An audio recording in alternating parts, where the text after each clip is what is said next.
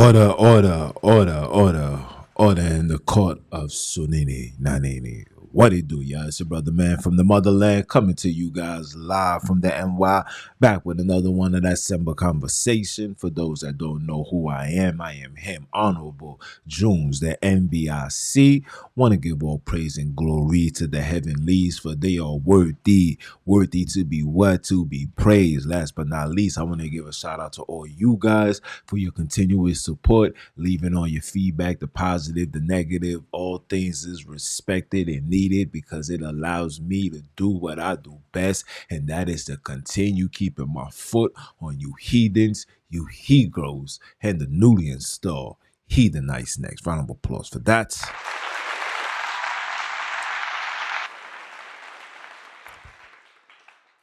Yes, man. Another beautiful December. Another great day. Great weather out here in New York, man. If you don't get the opportunity to go outside, man, go outside. Get some of that sunlight on your back. I wanted to do December conversation outside.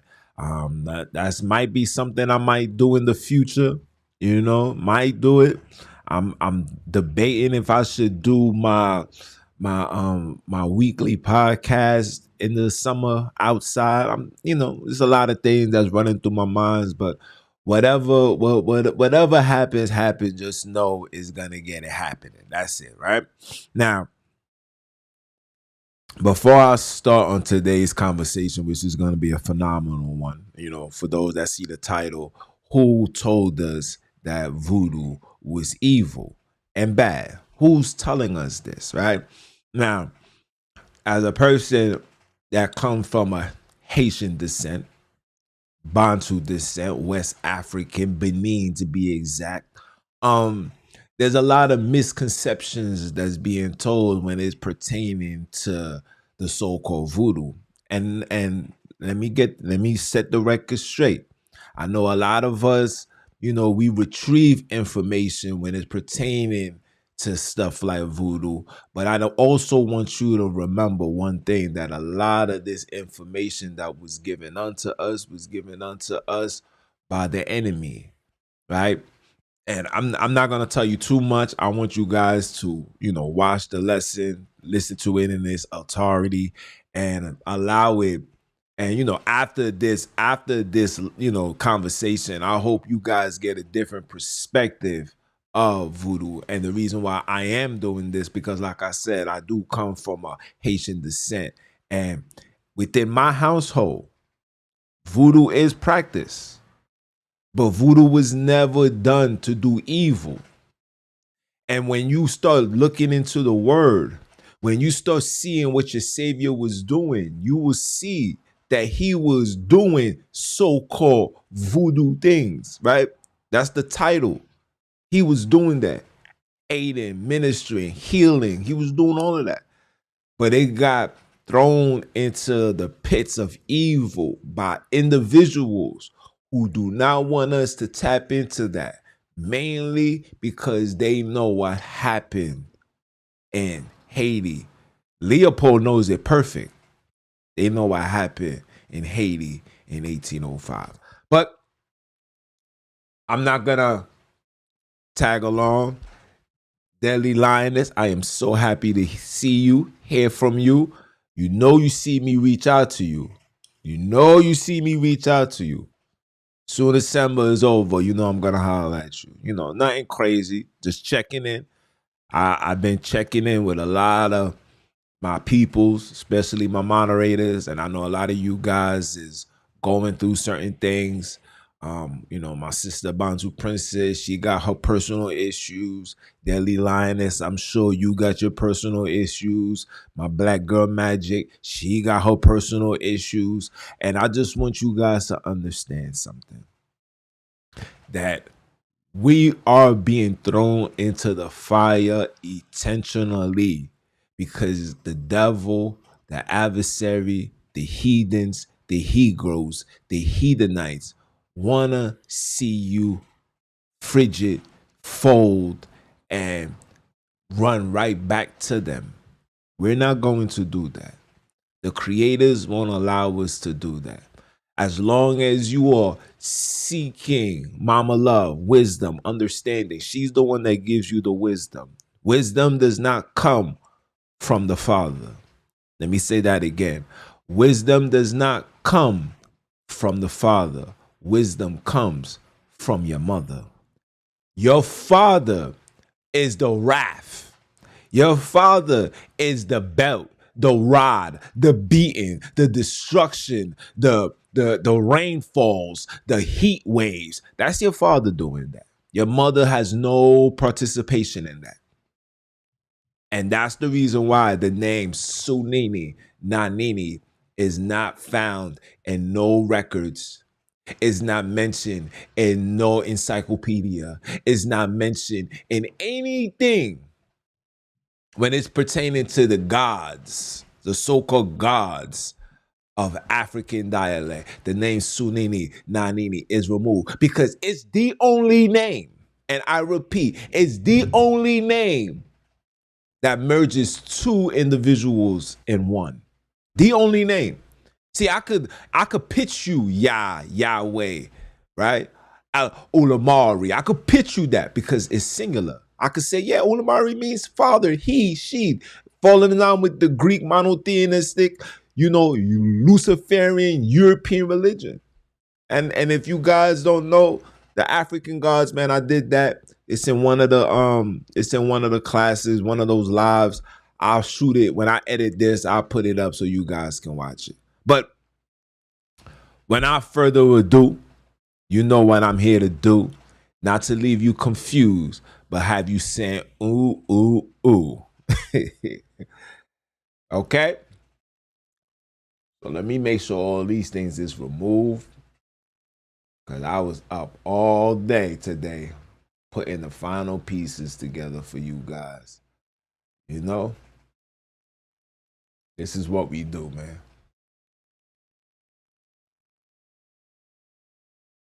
Make sure all of this is removed.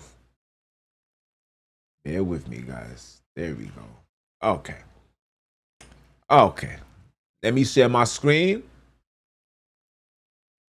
Voila. Oh, excuse me. I will be going, back and forth. Any questions, please save it for the end. Save it, because it's gonna throw me off and I be getting thrown off. And I'm trying, my peoples. I'm really trying to literally have these similar conversations an hour 30. You know what I'm saying? Try to minimize those times, because I know a lot of us got things to do. I be having things to do, and when I'm done, I be exhausted. But Repent and Die Podcast presents Samba Conversation, the perception of voodoo, unveiling the misconception, understanding the historical, cultural, and also the colonial, the colonizers, okay, influence, okay?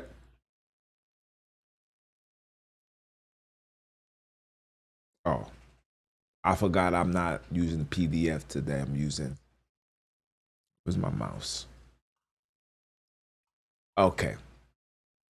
This is the introduction, unveiling the misconception about voodoo. Voodoo, also known as Voodoo or Voodoo, is a centric spirituality with roots in West Africa, particularly in the regions that is now Benin, Togo, and Nigeria.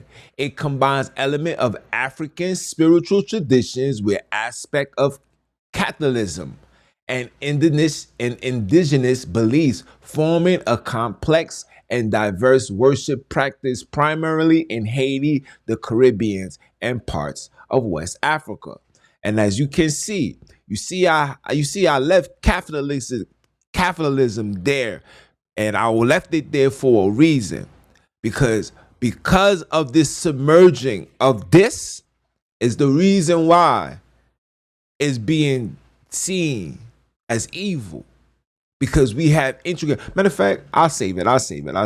Just remember the capitalism. Despise is rich. Listen, despise is rich culture. I know that it works and you are that rich, but hey, you're not listening to me. Despise is rich cultural heritage and spiritual significance to millions of people worldwide. Voodoo has long been charade in a veil of negativity and misunderstanding. Throughout history, voodoo has been portrayed as evil, barbaric, and superstitious, perpetuating misconception that continues to influence popular perceptions today. Okay? In this presentation, we will explore the historical culture of the colonized influence that has shaped the negative perception of voodoo, from the actions of European colonizers to the portrayals in Hollywood films. We will delve in the factors that have obscured the true nature of voodoo, perpetuated its unjust reputation by unraveling the misconception. We aim to foster a deep understanding and appreciation of voodoo as a vibrant and multifaceted sacred tradition. Okay, let's go to 2. I will highlight the importance of understanding the historical, cultural, and colonial factors that have shaped this perception. Let's start with the colonial powers. In Europe, colonial suppression of African religious practices. European colonial powers, notably the French and the Spaniards and the Britain and the Belgium, yes, employed various methods to suppress African sacred practices amongst enslaved population in the Caribbean and the Americas, and of course the Holy Land itself. Enforced conversion. Yes, enforced conversion.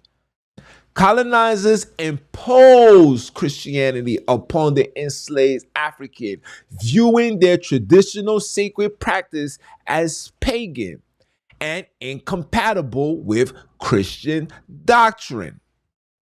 Enslaved individuals was often forcibly baptized and required to attend Christian services, diminishing their abilities to practice their indigenous beliefs. Criminalization and punishment. Colonizers authorized, all right, intact laws to criminalize African spiritual practices, subject practitioners to serve punishment, including imprisonment, whippings, and even death.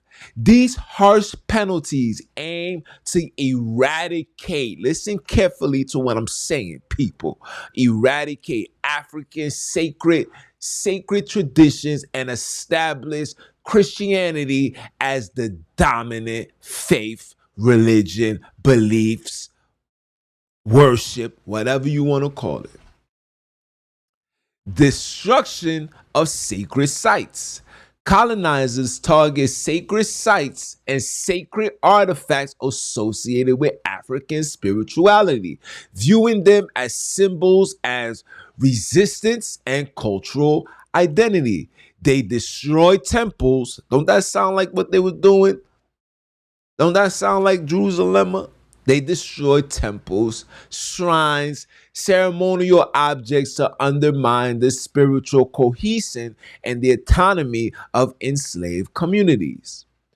Cultural assimilation.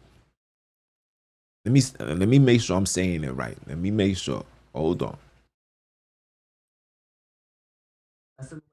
Assimilation. European colonizers promote cultural assimilation by discouraging African languages, dress, and customs while imposing European norms and values. This assimilation strategy aims to undermine the distinct cultural identity of the enslaved Africans, including their righteous beliefs and practices. Oh, yeah. Oh, yeah. Oh, yeah. Legacy of the colonizers' suppression. The legacy of the colonizers, that's what I like to call it, colonizers, okay? Suppression continue to impact contemporary perceptions of African-derived worship, such as voodoo, perpetuating stereotypes of barbarism and superstition.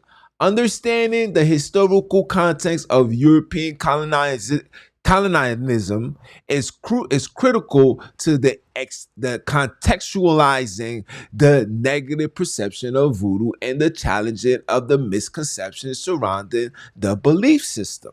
Right? Cool. Let us continue. Oh, I was here.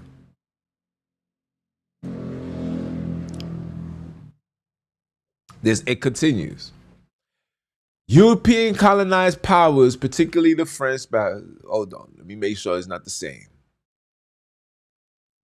Oh, it's not. Okay. Europeans colonized. Let me make sure I'm saying this right. Colonial, excuse me. Colonial powers, particularly the French and Spanish, portray voodoo as barbaric, evil, superstitious to justify their superstition and the control over the enslaved populations. We read this, right? The demonizing through religion. The colonial powers make sure I'm saying this right too. Hold on, guys. Predominantly Christians view voodoo as pagan and what? Antithetical to Christianity. They depicted voodoo rituals which have often included dancing, drumming, animal sacrifices. Doesn't that sound like what we was doing in the word? Dancing, that's how you get praise and worship, people. Dancing, not getting on your knees, praying, submitting to the floor. Remember, the serpent is on the floor. The creators is in the heavens, it's up top. It's you. Once you look up, you feel them. The presence of the creators is amongst you. When you feel the wind, when you see the waters, when you look into the mirror, that is the creators at his full glory. Remember, after all things was created, they sat back and observed. Yes, I said they sat back and observed. You go ahead and believe that he sat back and observed. The creator, the Father didn't create nothing by himself. It was two parties. It takes two to dance. It takes two to create. Okay?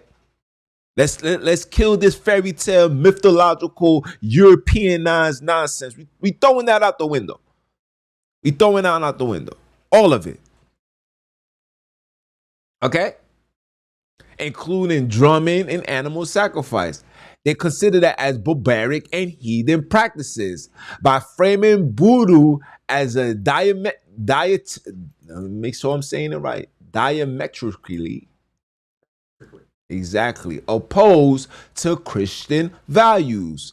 Colonial authorities sought to delimitize and demonize the belief, justifying their suppression efforts on moral and religious grounds.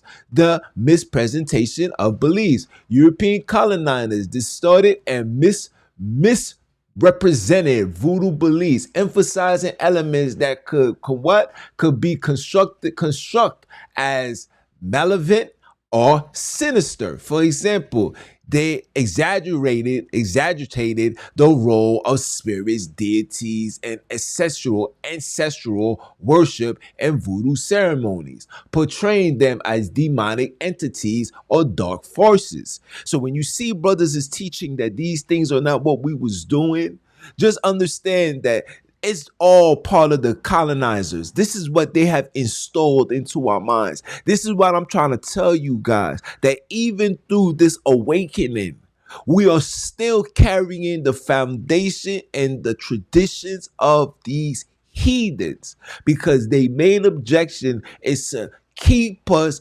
disconnected from who we are.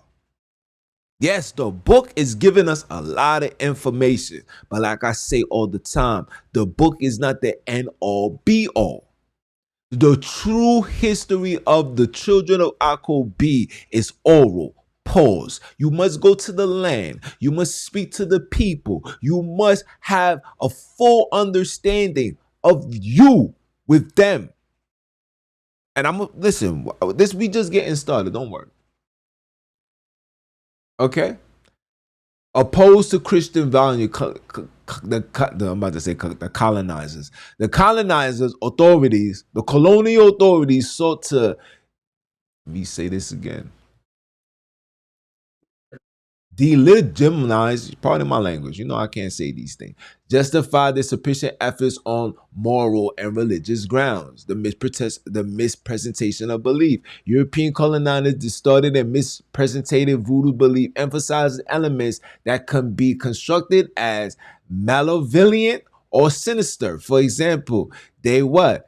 They exaggerated the role of spirit deities in ancestral worship and voodoo ceremonies, portraying them as demonic entities or dark forces by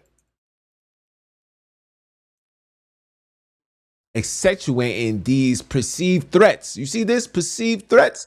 Let me put this for you. Hold on. Definitely know I gotta make sure this is highlighted. The perceived threats, the colonial powers fostered fear and suspicion amongst both enslaved population and the wider society, facilitating their control and dominance. Okay? Associated with witchcraft and sorcery. The colonial authorities equated voodoo with witchcraft and sorcery, further verifying the belief of its practitioners. They propagated myth about voodoo priests and voodoo priestesses, wielding supernatural powers to harm others through curses, hacks, and potions. By linking voodoo to witchcraft, the colonial powers justify the punitive measures against voodoo practitioners, portraying them as a threat to social order and stability.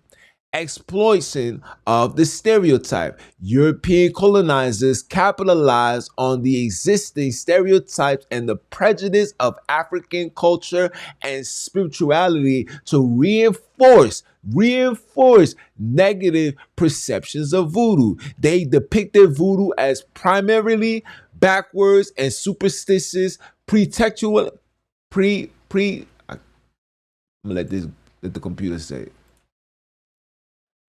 perpetuate and rationalizing narrative of African inferiority, and savagery by portraying voodoo as a manifestation of the perceived inherent disinfections of this this deficiencies of African civilization. The colonial powers justified their paranistic. Let me make sure. Listen, I don't want to mess this up. Look, I can't even say these words. Paternalistic and the coercive interventions aimed at civilizing and enlightening enslaved population.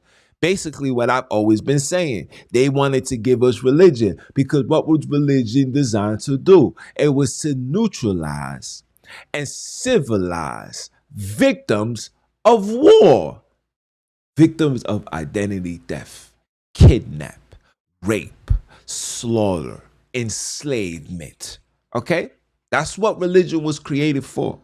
Okay? The superstition through legislation and violence. The colonial authorities enacted laws and regulations specifically targeted voodoo practices, prohibiting gathering ceremonies and the possession of sacred objects.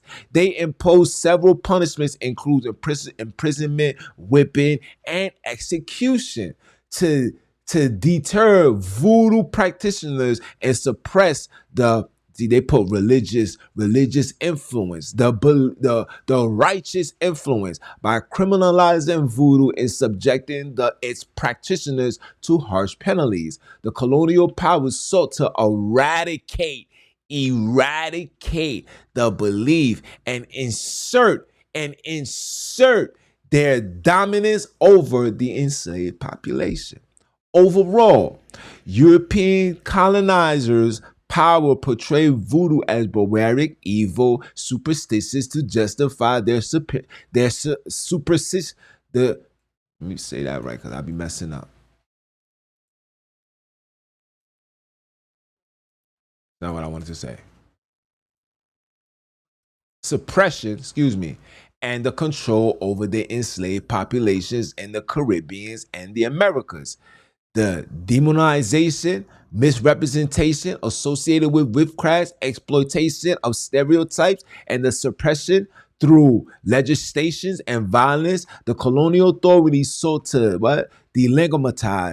delegitimize the voodoo and maintain their hegemony.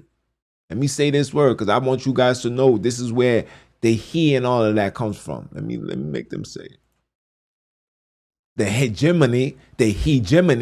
This is why in the Bible it's always he, because they want you to give reference to their father, their God, the Yah, the Yahwehs, the Yahwehshahs, the Yah, the Jahs, and got us in the truth, in this awakening, still practicing the same colonial powers ways of teaching. And y'all get mad at me when I say that's not the way it goes. Don't worry. Over the enslaved community. And you know why a lot of us is still in this? Because we are still enslaved. We're not free yet. And the question that you got to ask yourself is, do we really want freedom? Do you really want freedom? Do you really want salvation? Do you? Because if you really do, you would denounce everything. Reset, master reset. This is the reason why I'm doing this. This is the reason why, because we got to kill the notation and the stuff that they told us about stuff that we was doing. This is what we was doing. And I'm not going to go get no information. Listen, hold on. I got to show my face here. Hold on. I got to show my face here. I'm not about to get no information from no Europeans to tell me about colored people's ways, customs, traditions, lifestyles. I'm not going to them. You will be a fool. You understand me? You'll be a fool to think the enemy is gonna tell you anything good about yourself when you reading little things like this. And listen, this is just the beginning. We own 5 people. We're not about to let these people misguide us and give us false information. We're not doing that no more. It's over for that. Let us continue.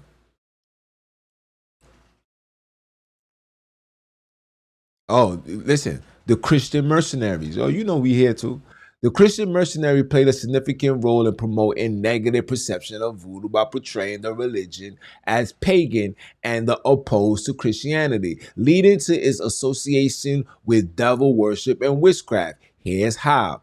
Religious opposition. Christian missionaries view voodoo as a rival to Christianity, as it incorporated elements of African spirituality and indigenous beliefs that were perceived as incompatible with Christian doctrine. They saw voodoo rituals such as spirit possession and animal sacrifices as pagan practices contrary to the tenets of Christianity.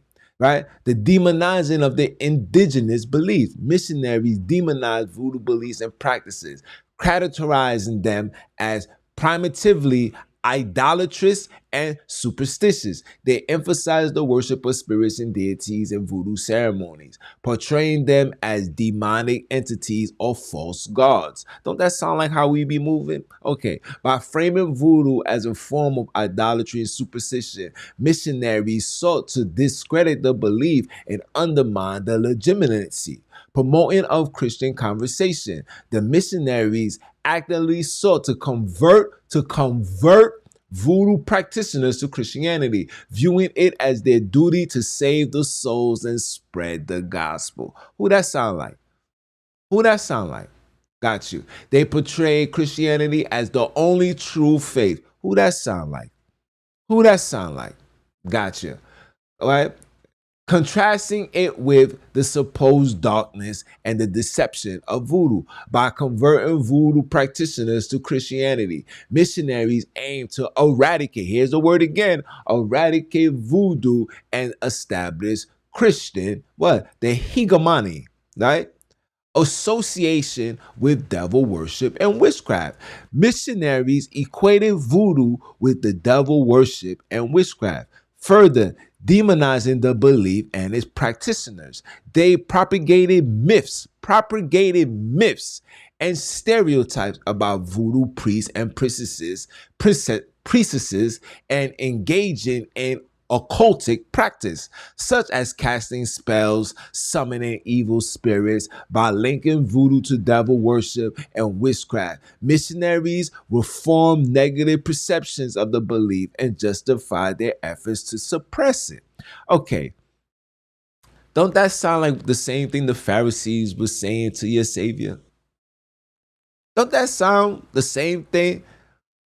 And what the Savior says, he said, "Can the devil kick? Can the devil take out the devil? Huh? Yo, I'm telling you, the more you start digging down this rabbit hole, you're gonna start understanding what these people was trying to do. Okay." Cultural imperialism. Missionaries promoted the Eurocentric worldview that denigrated indigenous cultures and traditions, including voodoo.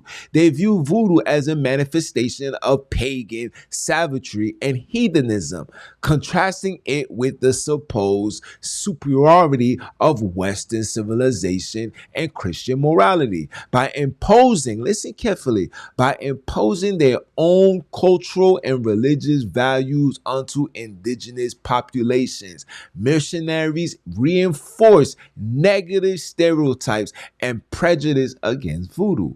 Overall, Christian missionaries played a central role in promoting negative perceptions of voodoo by portraying it as a pagan opposed to Christianity, associating it with devil worship and witchcraft, and promoting the conversion of voodoo practitioners to the Christianity as a mean of eradicating the religion. See, they put religion, but we know it's a way of life. We're gonna go. We're gonna continue. I know. A lot of you guys are gonna say, "What, Jones? What's going on here?" Remember what Leopold said in his letters. Convert them, the Bantus, to Christianity. Teach them useful trades and administer them humanly, and we shall solve the problem of the niggers in Africa. The main aim of the missionary is to destroy the belief of the natives. Our religion will be the only one. This statement, quoted from Leopold II, reflects the ideology propagated by European colonial powers, including Leopold's administration, regarding the roles of missionaries in African colonies. We must take all steps to make the Africans lose their original beliefs and their reverence for their ancestors. Okay, let us continue. Hollywood and media. Let me let the computer read it. Let me let the computer read it.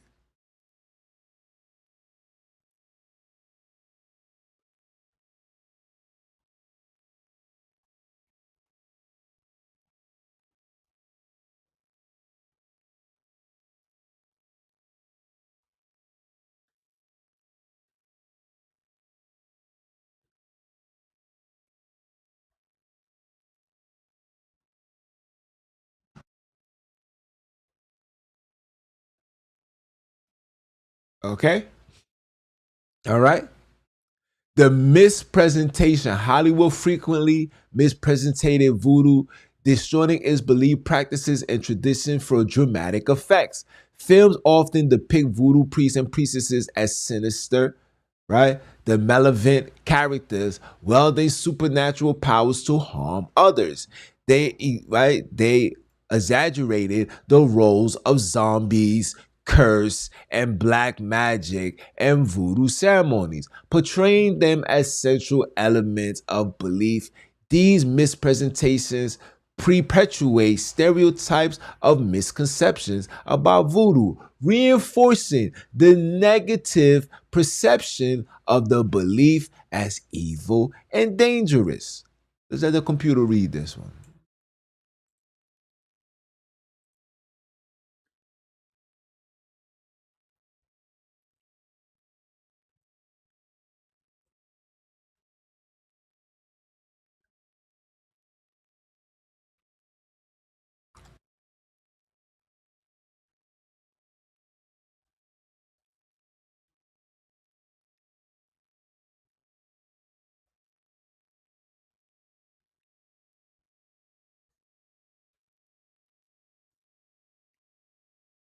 Okay. The impact on public perception, the sensationalized and the misrepresentative portrayal of voodoo in Hollywood films and media have a profound impact on public perception. Audiences who are unfamiliar with the practice or the belief or the understanding may rely on these depictions as their primary source of information, leading to a distorted view and the misconception about voodoo. The sensationalized portrayal of voodoo as evil and dangerous contributes to the fear and misunderstanding, perpetuating a negative stigma that surrounds the belief. Cultural, let the computer read this one. I hope you guys can hear. Matter of fact, let me make sure you guys can hear. I hope you guys can hear.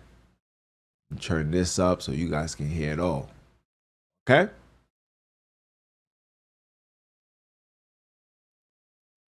Oh, y'all don't hear it? Oh, hold on. Can y'all hear it now?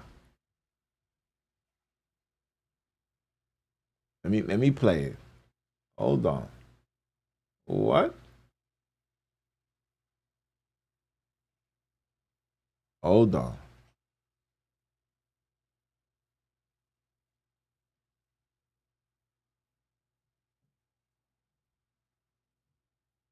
Cultural appropriation. Hollywood's exploitation of voodoo for entertainment purposes can also be seen as a form of cultural appropriation. Filmmakers often cherry pick elements of voodoo for their narratives, without regard for the cultural and spiritual significance of these practices. This commodification of voodoo for commercial gain further erases the voices and experiences of voodoo practitioners, reducing their worship to a caricature for mass consumption. Did you guys hear that?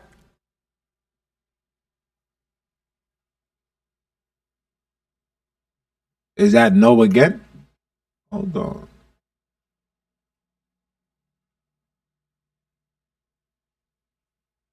Am I echoing when I talk though?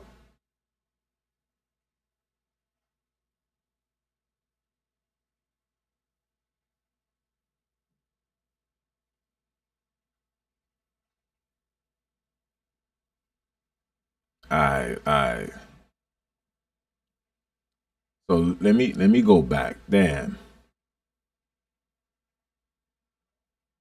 Are you saying yes? I'm echoing, or I'm fine.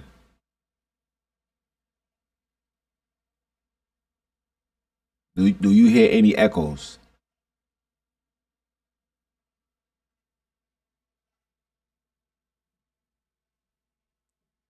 All right, hold on. Now,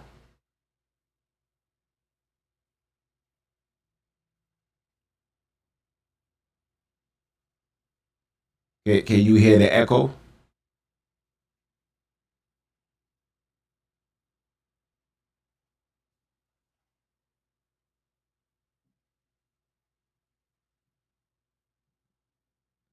You know what I'm gonna do?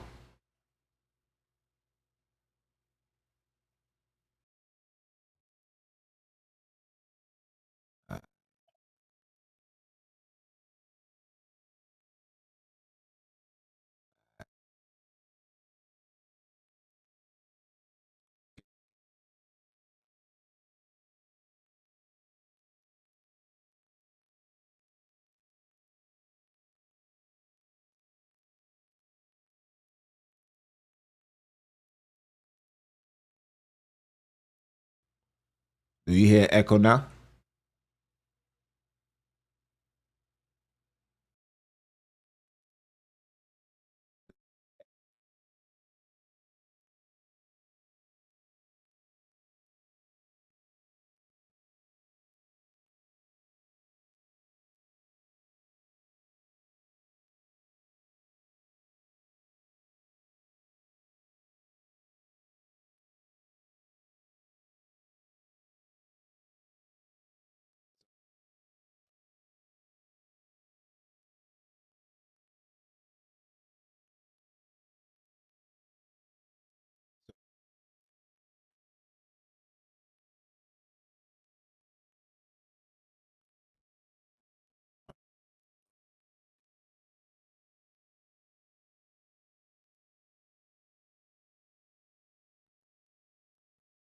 All right,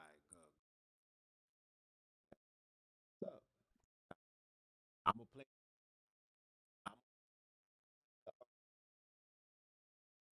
I'm,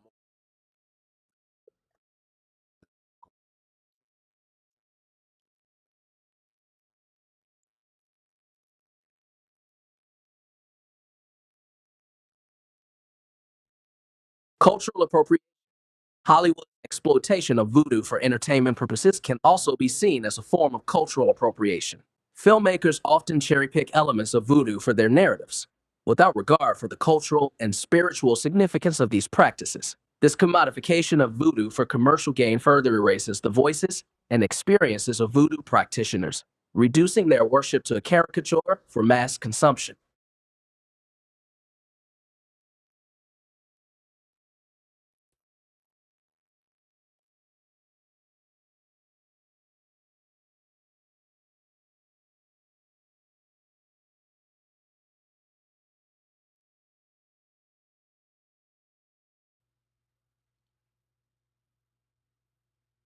can you hear me?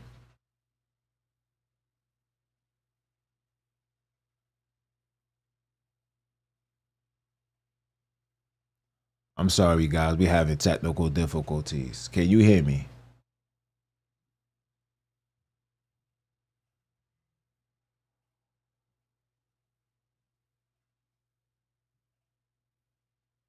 All right, she said perfect.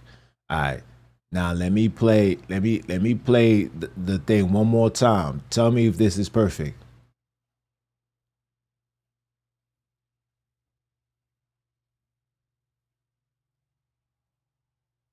Cultural appropriation.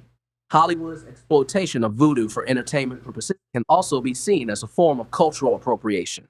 Filmmakers often cherry pick elements of voodoo for their narratives, without regard for the cultural and spiritual significance of these practices. This commodification of voodoo for commercial gain further erases the voices and experiences of voodoo practitioners, reducing their worship to a caricature for mass consumption. All right, cool. My bad, guys. I didn't know that. See, Daddy line is, if you wasn't here, I would have went this whole time without knowing what the heck is going on. This is crazy, bro. Cause I can't see the commentary once I go into my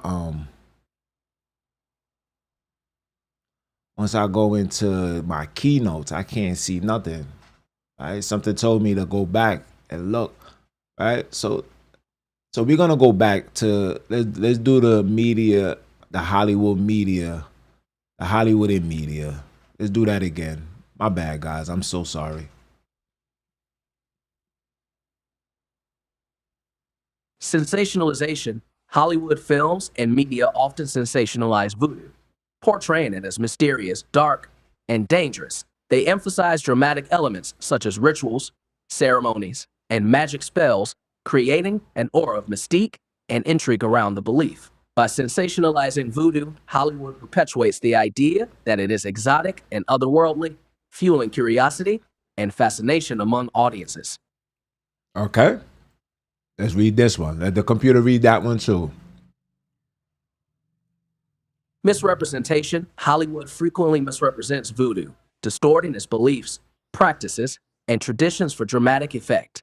Films often depict voodoo priests and priestesses as sinister and malevolent characters, wielding supernatural powers to harm others. They exaggerate the role of zombies, curses, and black magic in voodoo ceremonies, portraying them as central elements of the beliefs. These misrepresentations perpetuate stereotypes and misconceptions about voodoo, reinforcing negative perceptions of the beliefs as evil and dangerous.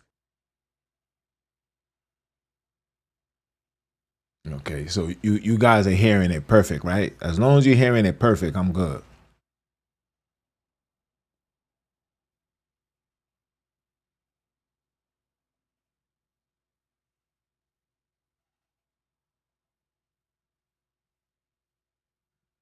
All right. So let me finish. Let me finish letting the computer finish talking. They talk, cause that joint just got me tight. I ain't gonna lie, y'all. Reinforcement of stereotypes. Hollywood's portrayal of voodoo reinforces negative stereotypes about African spirituality and indigenous religions. Films often depict voodoo practitioners as primitive and backward, perpetuating racialized narratives of African inferiority and savagery. By associating voodoo with witchcraft, zombies, and black magic, Hollywood reinforces stereotypes of voodoo as barbaric and superstitious, further marginalizing the worship and its practitioners. Let's continue. 4. Impact on public perception. The sensationalized and misrepresentative portrayals of voodoo in Hollywood films and media have a profound impact on public perception.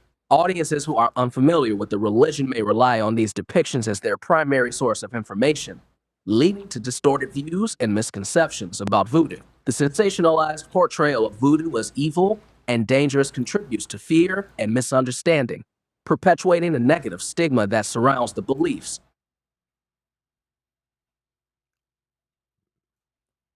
We almost done. Cultural appropriation. Hollywood's exploitation of voodoo for entertainment purposes can also be seen as a form of cultural appropriation. Filmmakers often cherry pick elements of voodoo for their narratives, without regard for the cultural and spiritual significance of these practices. This commodification of voodoo for commercial gain further erases the voices and experiences of voodoo practitioners, reducing their worship to a caricature for mass consumption. So let me read. It says, in summary, the influence of Hollywood films and media sensationalize and misrepresent voodoo has fueled misconceptions and fears surrounding the belief. By perpetuating stereotypes, distorting beliefs, and sensationalized rituals, Hollywood reinforced negative perceptions of voodoo as evil, exotic, and dangerous, perpetuating a cycle of misunderstanding and stigma. So you guys see that the colonizers, the missionaries, and even the Hollywood people have a main objective to shed evil, negative light when it comes to the understanding not just voodoo, just African cultural spirituality altogether. We are gaining our information that's putting our people in our eyes in the negative light by the same people that colonize us. The question that you must ask yourself is, why are they doing this? Why are they doing this? These are the questions that we must ask. Even in this awakening, we must ask, right? And we're gonna dive more. Don't worry. We just getting started. Okay? Here comes the racism that comes along with it. Let me make sure you guys can hear me. Okay, good. You said perfect. That's what I want to hear. Copy. That is what I want to hear. Hold on. It says this is the cultural misunderstanding and racism. It says stereotypes and the misconception. Outsiders, cave dwellers, bottom feeders, outsiders, particularly those from Western culture, often heal stereotypical views of African spirituality, including voodoo. These stereotypes portray African spiritual practices as primitive, barbaric, and superstitious. Due to a lack of understanding and exposure to the diverse cultural perspective, outsiders often fail to recognize the depth, complexity, and the significance of the voodoo rituals and belief. All right, their extrazation and otherings. African spirituality includes voodoo are often exercised and others by outsiders, particularly during the era of what? European colonialism, European colonialism. Let me say it again: European colonialism. Voodoo ceremonies with their vibrant music, dance, and the symbolism were seen as erotic spectaculars rather than legitimate righteous rituals. This exoticization, let me say this word right, hold on. Say it right for y'all. Exoticization. See, exoticization contribute to the perception of voodoo as strange, mysterious, inherently threatening to Western sensibility. So when they see you tapping into your Africanness, your blackness, your Bantu, right? They can't function properly. So they must do what? They must give us something that's keeping us in a spiritual, what I like to call a spiritual box. And now that we are in this spiritual box, when you get locked up and then you just counting down the days to be like free from prison, this is where we at. When you locked up and you got your hands out and you reaching for somebody to grab, this is where we at. This is what we're doing when it comes to so-called religion, right? We're waiting for something to happen. We're waiting for the creators to do something. Nothing is going to be done until we start doing for ourselves. There's a lot of things that must be done for the children of the creators. There's a lot of things that needs to be done. One of those things that need to be done, let me show my face here.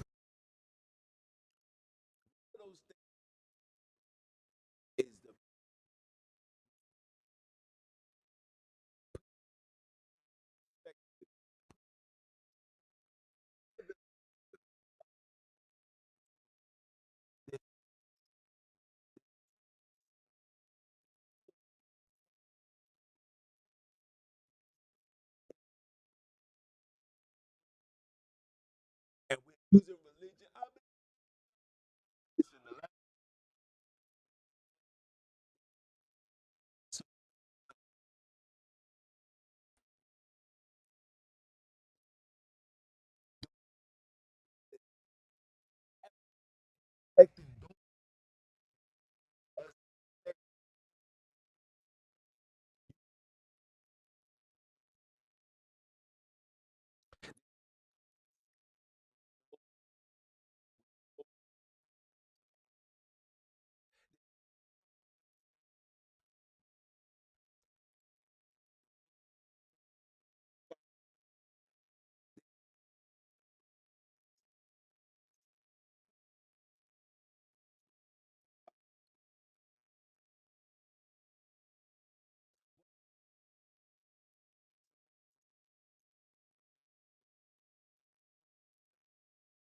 or was he, or was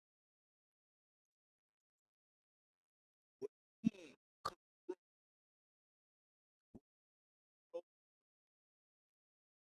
turning things?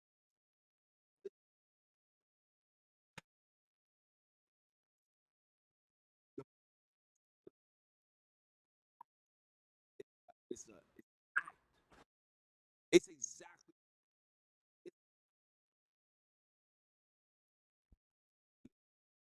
it's the one that he wanted to me over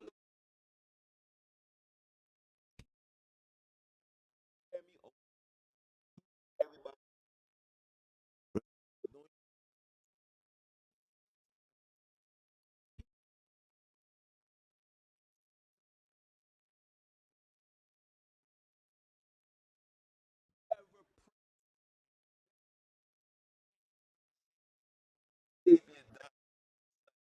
that he,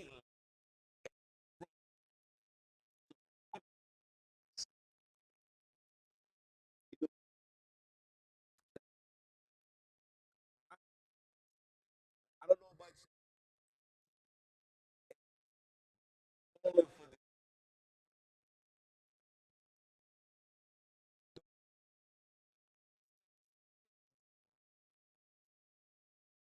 alliance. There is so,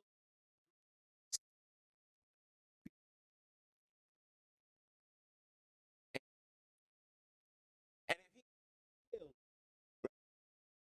carries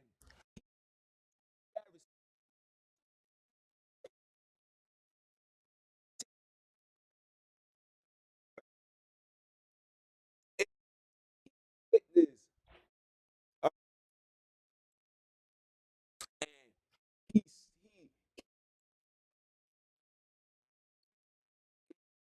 they, they was being persecuted, and the people. So,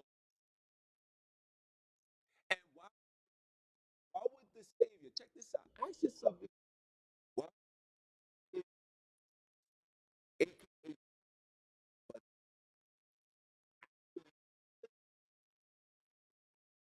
why?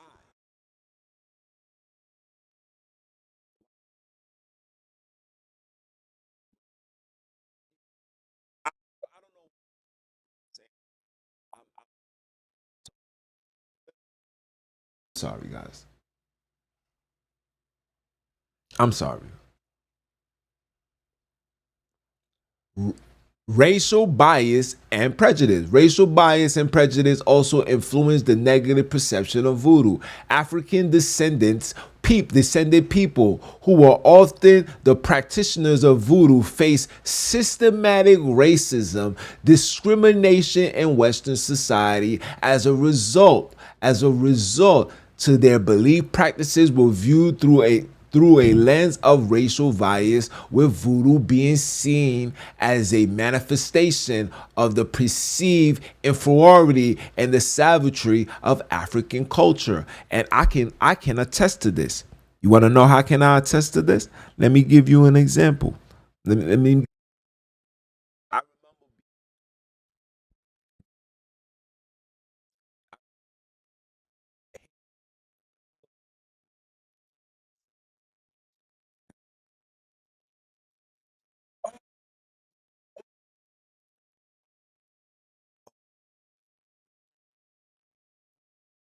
forgot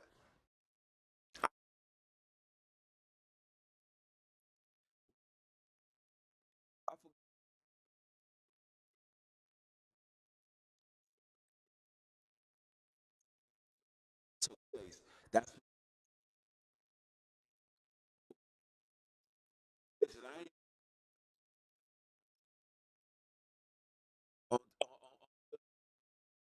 baby girl. Why you ain't never say ask?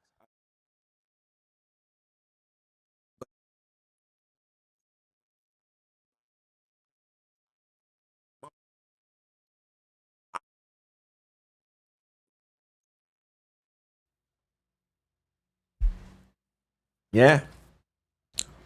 The colonial influence, European colonizers driven by racial superiority and ideologies imposed their own cultural and religious norms onto the colonized people, including those who practice voodoo. So when you see brothers that's in the Holy Land now, a lot of our brothers are just following what they was taught, because when you are being controlled and you're being slaughtered in punishment, executed, lynched, you are forced to teach your children this pagan tradition.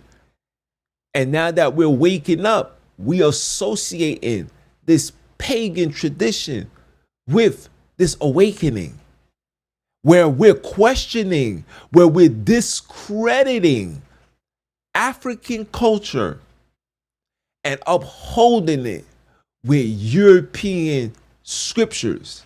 Yes, the word has been tampered with. It has been tampered with all through it. When you listen to the elder speak, he got to give you different names, different this is what that means, this is that. The average person that's reading that, if it wasn't for us to tell you that the Holy Land is in Africa, a lot of us would still believe in Israel. A lot of us would still believe in America, believe in the rapture, believe in everything. Follow some part of this religion, not knowing that this is what they was doing. And they used the book, the very book that you see me using to debunk them. They're using the same book to control us. And it's still controlling us. It ain't controlling me though. It ain't controlling me. It ain't controlling me. It ain't controlling my children. It ain't controlling nothing around me. We have disowned religion. We have disowned the foundation of religion. This is why I'm doing things like this. Am I going against Sunini Nanini? Absolutely not. I know the name. I know they exist. But what I'm not going to do, I am no longer going to discredit African culture at all. You guys are going to participate in 4th of July, even in the truth. You're going to go to your homeboy house and go eat a hamburger and a hot dog. I don't see nobody discrediting that. You might be in your house all day, stay in your room, locked up in your room while Thanksgiving is going on downstairs. But when everybody leaves and everybody go to sleep, you're going to go downstairs and make you a plate. So you're still going to eat that ritual plate. All I'm saying is we're not going to discredit anything African, anything Bantu, anything from the El Kebulan. We're not discrediting it until further notice. That's what we doing. We restoring order. The only way to restore order, you must know where you come from to know where you're going. And my moving forward is not gonna come from the writings of plagiarized individuals who King James got the best writers to orchestrate a story that's misrepresenting us, that's condemning us, that everything that black people was doing, they put in a word as no good. They say sacrifices, they're sacrificing animals to this and that. Don't the word tells you to give a sacrifice at the altar? Which one is it? Oh, so we're going to take what the Europeans is teaching us, which we're reading right here. I'm purposely reading this so you guys can get this. We're reading this right here, and we're going to discredit that for what? We're going to discredit what we know, what our ancestors know. Our families practice. We're going to discredit it because some European wrote somewhere that it is bad and evil. But when I'm reading stuff like this, it says that they have a main mission to eradicate anything that's a Bantu. But you don't hear me though. Let us continue. Lack of cultural context. Outsiders often lack the cultural context necessary to understand and appreciate the significance of voodoo within African and African diasporic communities. Without an understanding of the historical, social, and the cultural factors that shape voodoo, outsiders were more likely to misimprint and vilify its practices, viewing them through a lens of ignorance and prejudice. In summary, matter of fact, Let's let the computer read it. In summary, cultural misunderstanding and racial prejudices contributed to the negative perception of voodoo by perpetuating stereotypes, exoticizing African spiritual practices, and imposing Western cultural norms onto non-Western religious traditions. By failing to recognize the richness and complexity of voodoo, outsiders distorted its beliefs and rituals, further marginalizing and stigmatizing its practitioners. Okay? Cool. Let the computer read this too. Hold on.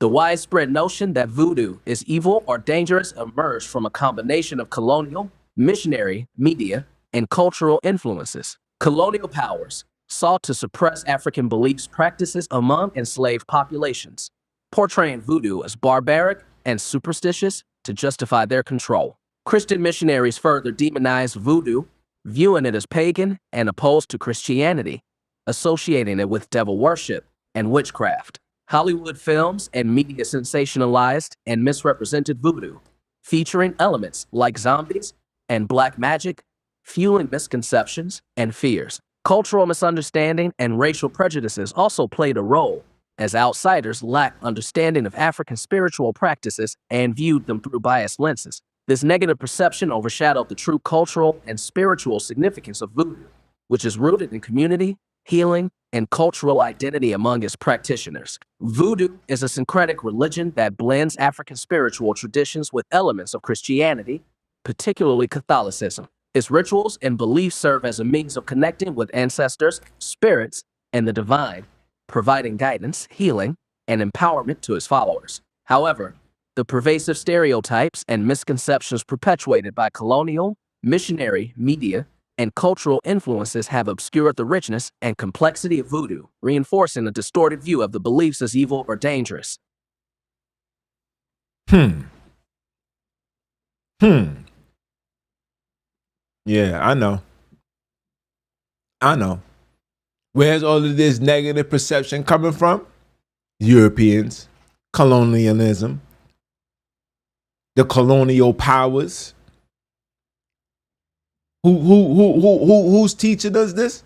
It just shows you that that when they seen what we was doing, they was like, wait, hold on.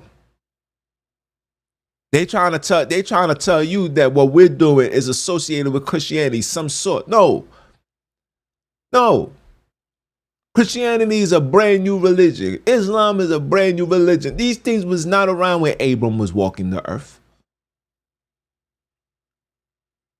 These things wasn't around with Enoch, Adam, etc. No, all of these things is brand new. Brand new. And now we allowing this brand new understanding to navigate and give us a perception of something that's part of our culture. If you are a black and brown man, your culture, somebody in your family is known for voodoo.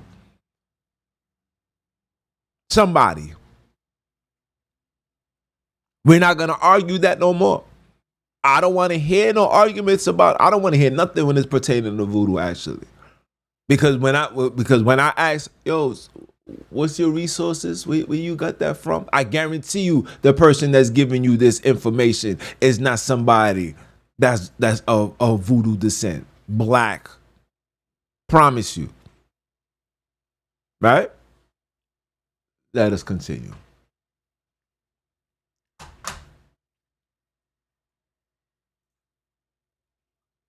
So, who is telling us voodoo is evil and bad? We got the Belgium, we got the French, we got the Americans, we got the Britons, we got the Spaniards. These are the people that's telling us something that's in our culture, our DNA is bad. Similar to what they did to hip hop, right? Something that we've created is now demonized as the worst thing ever. Right? Now let's get some truth, understanding of voodoo. Can we please? It says voodoo is deeply rooted in the syncretism of African spiritual traditions brought to the Americas during the transatlantic slave trade. Enslaved Africans merged their diverse spiritual beliefs with elements of the indigenous traditions encountered in the New World. Encountered. This is where they got it, in the New World. So, but when we was home, we didn't know all of this nonsense. So this is what's causing us to err, okay?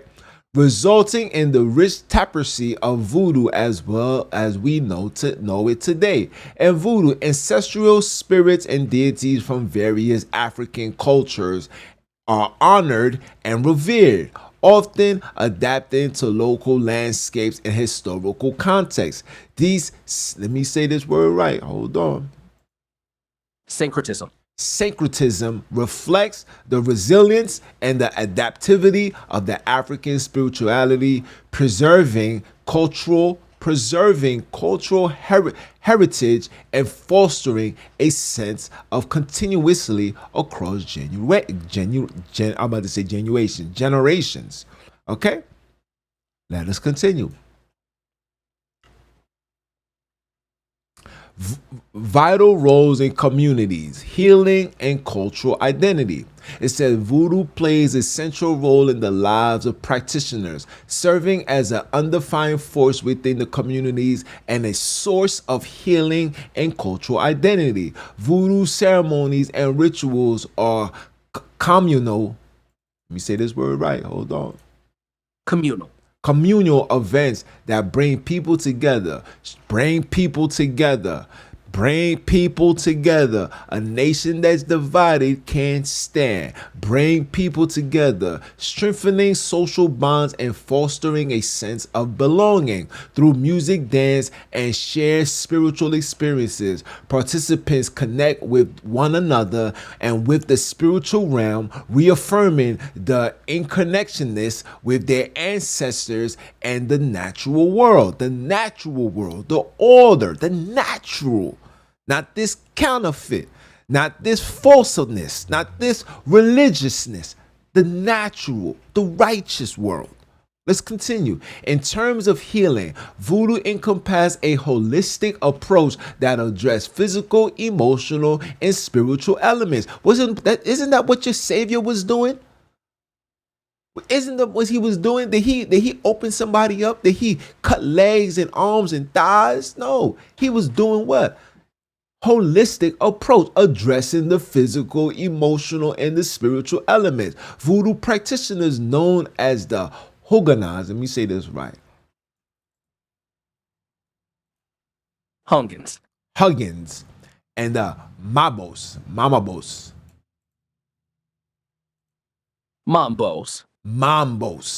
You see this? Mambos. Nah. You see? Listen. Hey, we know who we are. Don't let these heathens deceive you. Don't let these teachers deceive you. Okay? Serve as spiritual leaders and healers within their community. Their use of combination of herbal medication, divination, and spiritual intervention to restore balance and harmony to individuals and communities in need. What was your Savior doing? Wasn't your Savior doing these exact practices? Huh? Oh, I know. Moreover, voodoo is integral to, make sure I'm saying it right, guys. Hold on. Integral to cultural identity of its practitioners, serving as a repository. It is right too. Hold on. Repository of the ancestral wisdom. Is that Mama Love there? We don't know. Traditions and values. Through voodoo rituals and practices, individuals affirm their connection to their African heritage and assert their cultural identity in the face of historical oppression and cultural, say this right, erasure. Okay? Voodoo provides a sense of pride, resilience, and empowerment, allowing practitioners to reclaim and celebrate their cultural roots. Overall, voodoo, say this word too, Syncretic. syncretic nature and its vital role in communities, healing, and cultural identity, highlight its significance as a dynamic, resilient spiritual tradition that continues to thrive in the world. Move this up.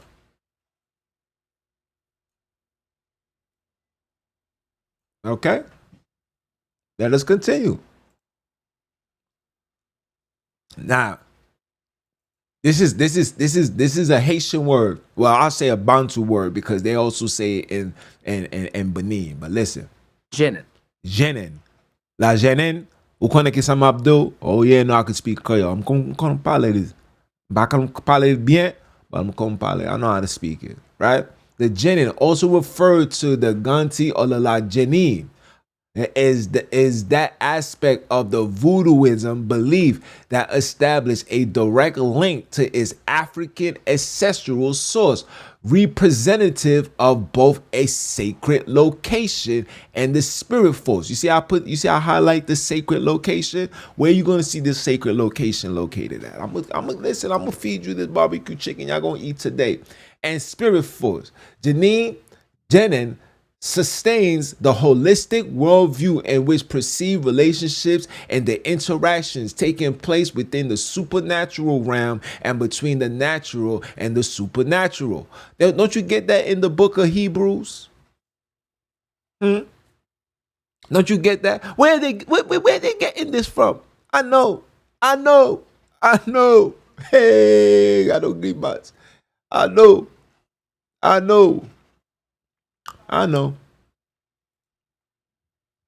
Let me let the computer read this. It's a lot.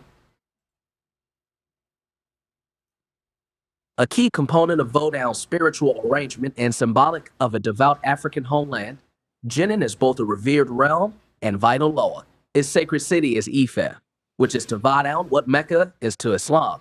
Although an actual Yoruba city of Ife exists in western Nigeria, the Ife of Vodou is a legendary place, a community of ancestral spirits where the revelation of the Los was revealed to the righteous. Since Africa is east of the New World, Ife signifies the celestial position of the sun. The righteous one gains spiritual strength from Ife. They are sent there through very solemn ceremonies that suggest death, burial.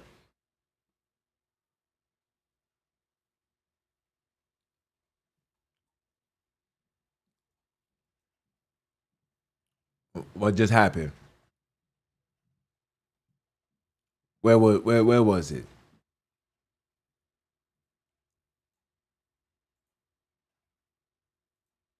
And resurrection.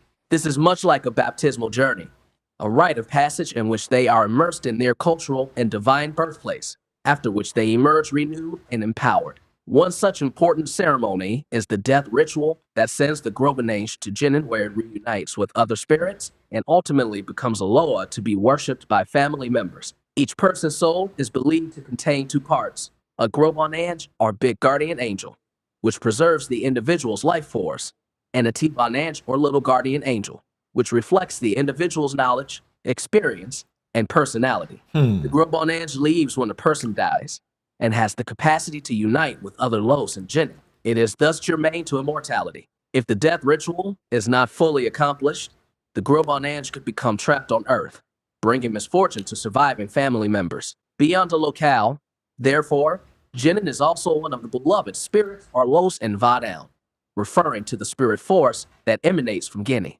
Like the several Los that exist in Vodou, this one also has a special role, which is to eternally connect the Vodou worshipper to his or her ancestral and righteous roots, and to ensure rest, immortality, and deification in the afterlife.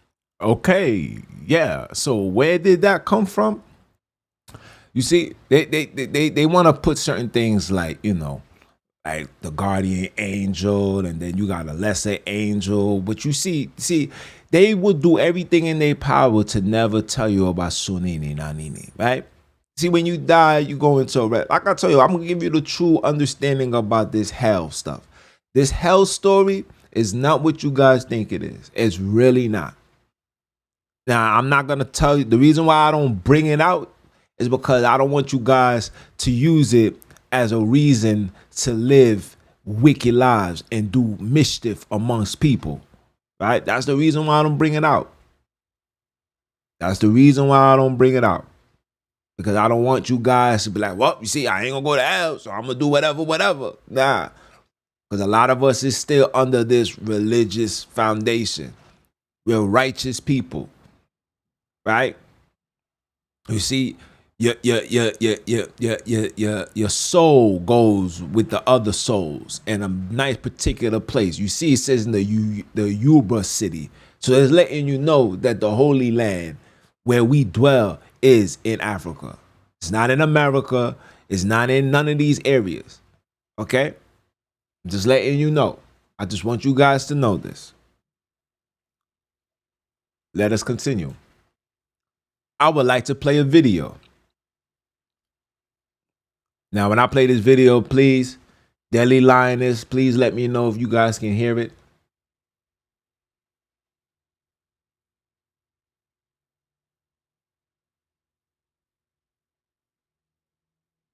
Oh my jeez. You say, am I good now?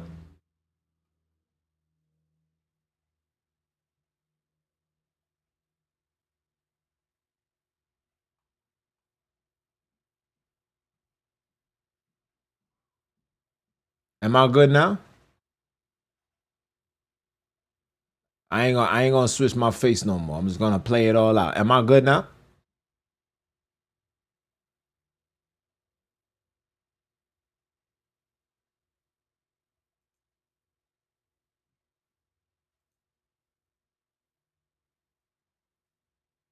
Let me play this video.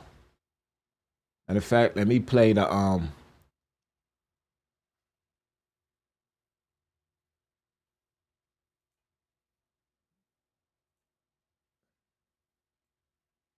hold on.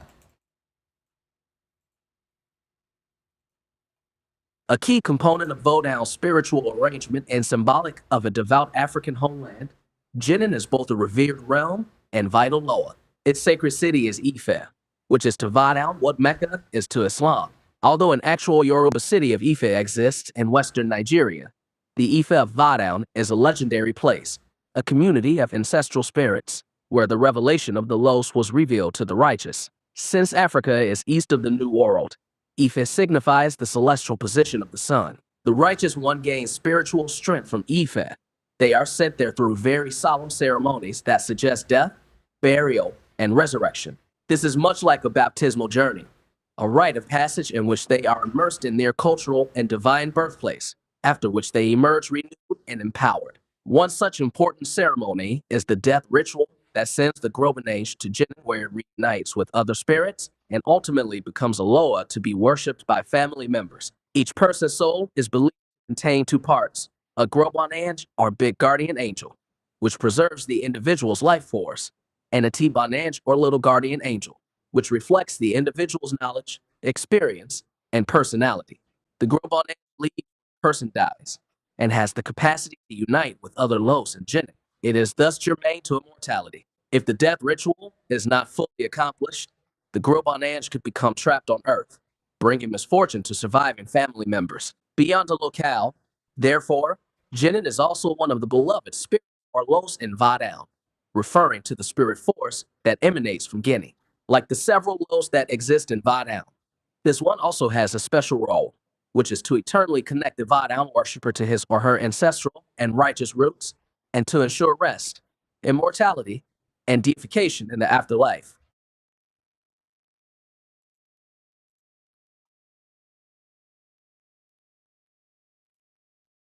I'm gonna play it one more time, one more again, because I don't know if you heard it all. But like I said, I'm not gonna switch my camera. I'm just gonna let it play out until the presentation is over, and I'll just ask, save you all your questions. If you got questions, save it for later, because this joint's getting me tight. I ain't gonna lie to y'all.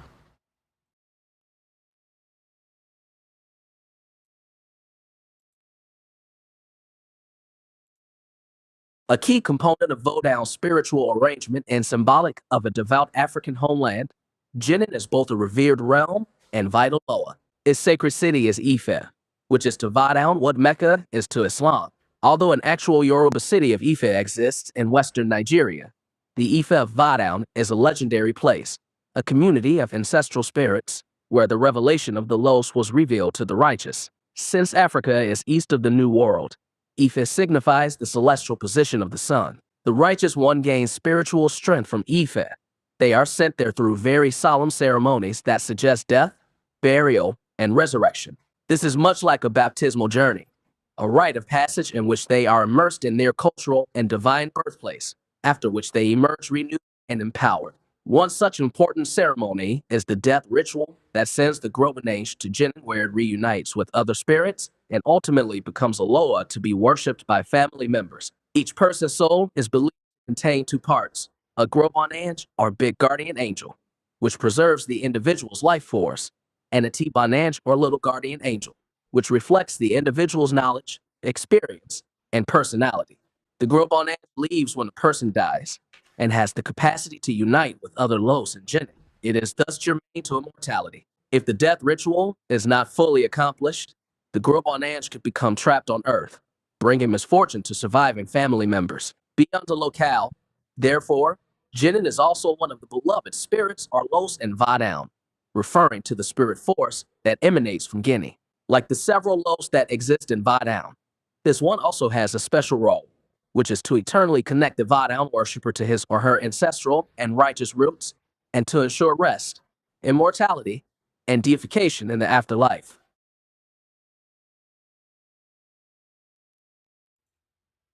Yeah, so my bad for these technical difficulties. I don't know what's going on.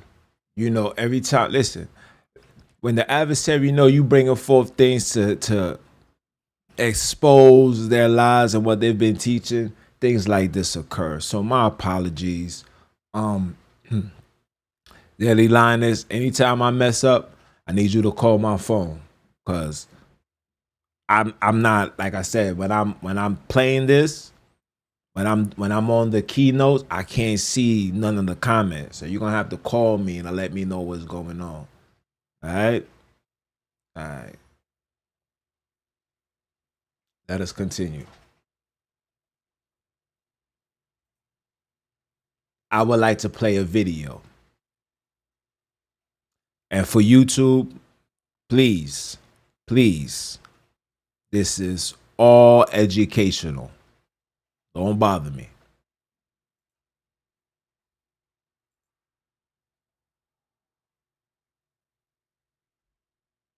On pop culture depictions, you might think voodoo is all about human sacrifice and putting curses on people.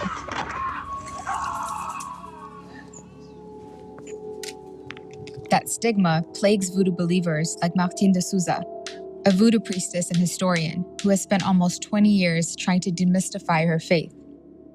What's the actual source of all the stigma towards voodoo?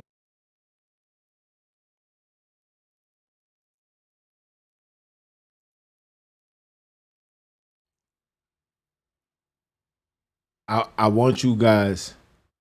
I want you guys to hear what she says. Please listen carefully to what she says. Listen.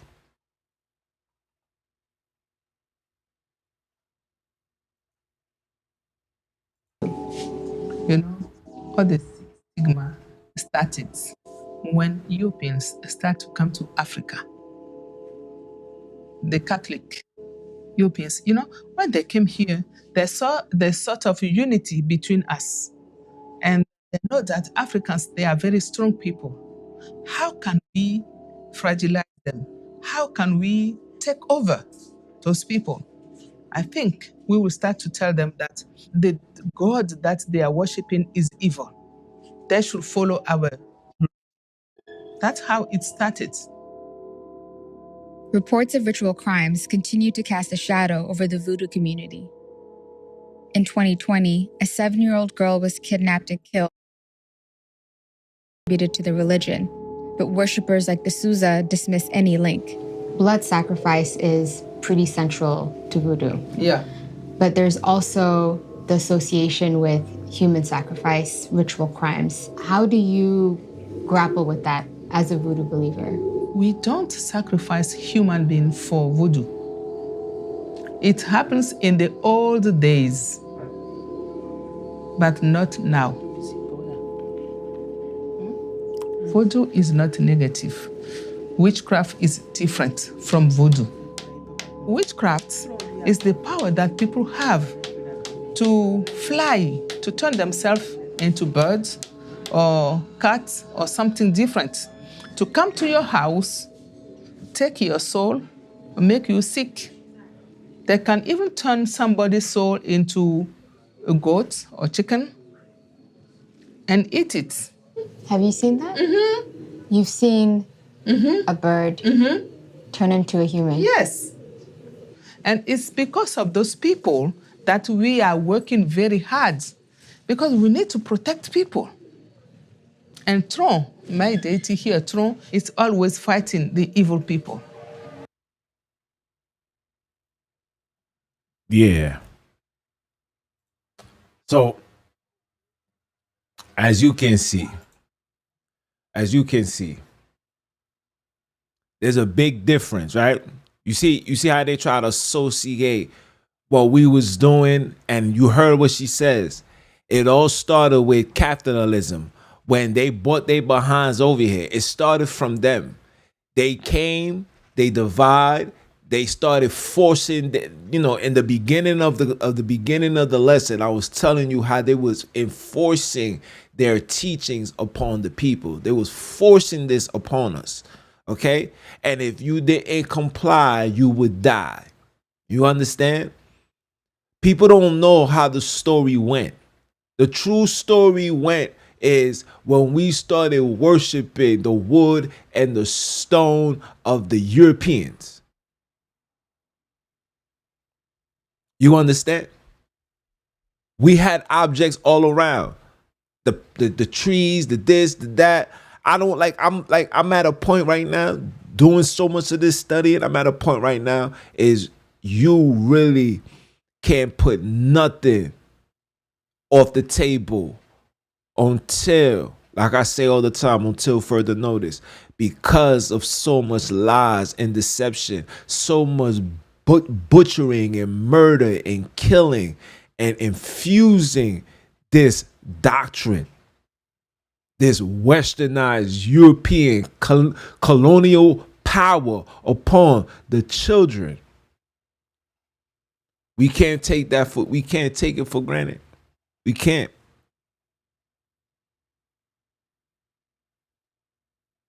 I want to play the next one.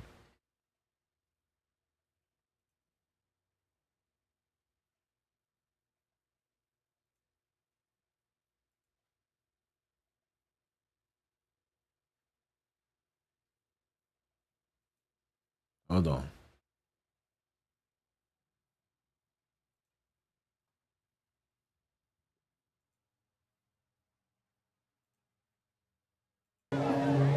Voodoo's reach is global. There are an estimated 30 million voodoo believers just in West Africa, and even more anywhere else with the history of slavery. All the people who were taken, who were enslaved, they had their own religion.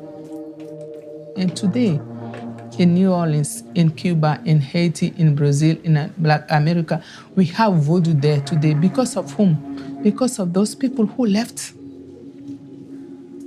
Every January 10th, we have to remember them. Benin honors that history with an annual voodoo festival, which wouldn't have been possible 30 years ago. Voodoo worship was suppressed by France and all its African and Caribbean colonies, driving it underground even after independence. This had a lasting impact in Benin. Voodoo is a recognized official religion here alongside Christianity and Islam, but only 11% of the population identify as voodoo believers. Some say much larger numbers practice in secret.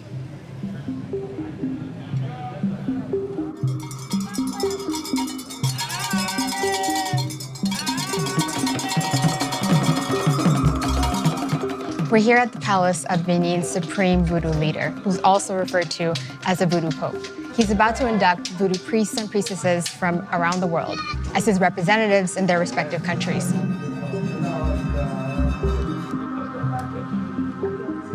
Fair use, fair use. Nous revenons vous demander humblement de continuer à nous permettre d'accompagner nos frères et sœurs. What do you think? Yeah, I know.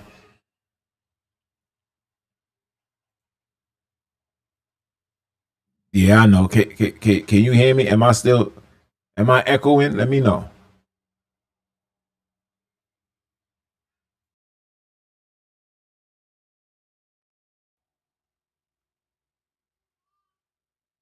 Fair use. Fair use. Listen, this is all we doing. We fair using over here. But when you guys see the video, what do you see? You see righteousness. You see the borders of blue. You seeing all of that. These people came into our land, looked at what we was doing, took our records, rewrote it, took out certain things, renamed certain things, put stuff like I am, he, I, Lord, God. They did this intentionally, man. You guys don't understand that we are being played, people. We're being led astray. Our identity is being ostracized and made fun of. They'll do everything in your power to reject your African culture, to reject El Cabulan, to reject what's going on in the land and make you embrace some level of Christianity, Hebrewism, Judaism, Americanism. You get all type of isms. Don't realize that these isms bring you to spiritual prison, and you wondering why we have not let go. You're wondering why we're still suffering at the end of the day. You're wondering why we're still at the bottom. Why is there such hatred when it comes towards voodoo? We're going to find out. Let us continue.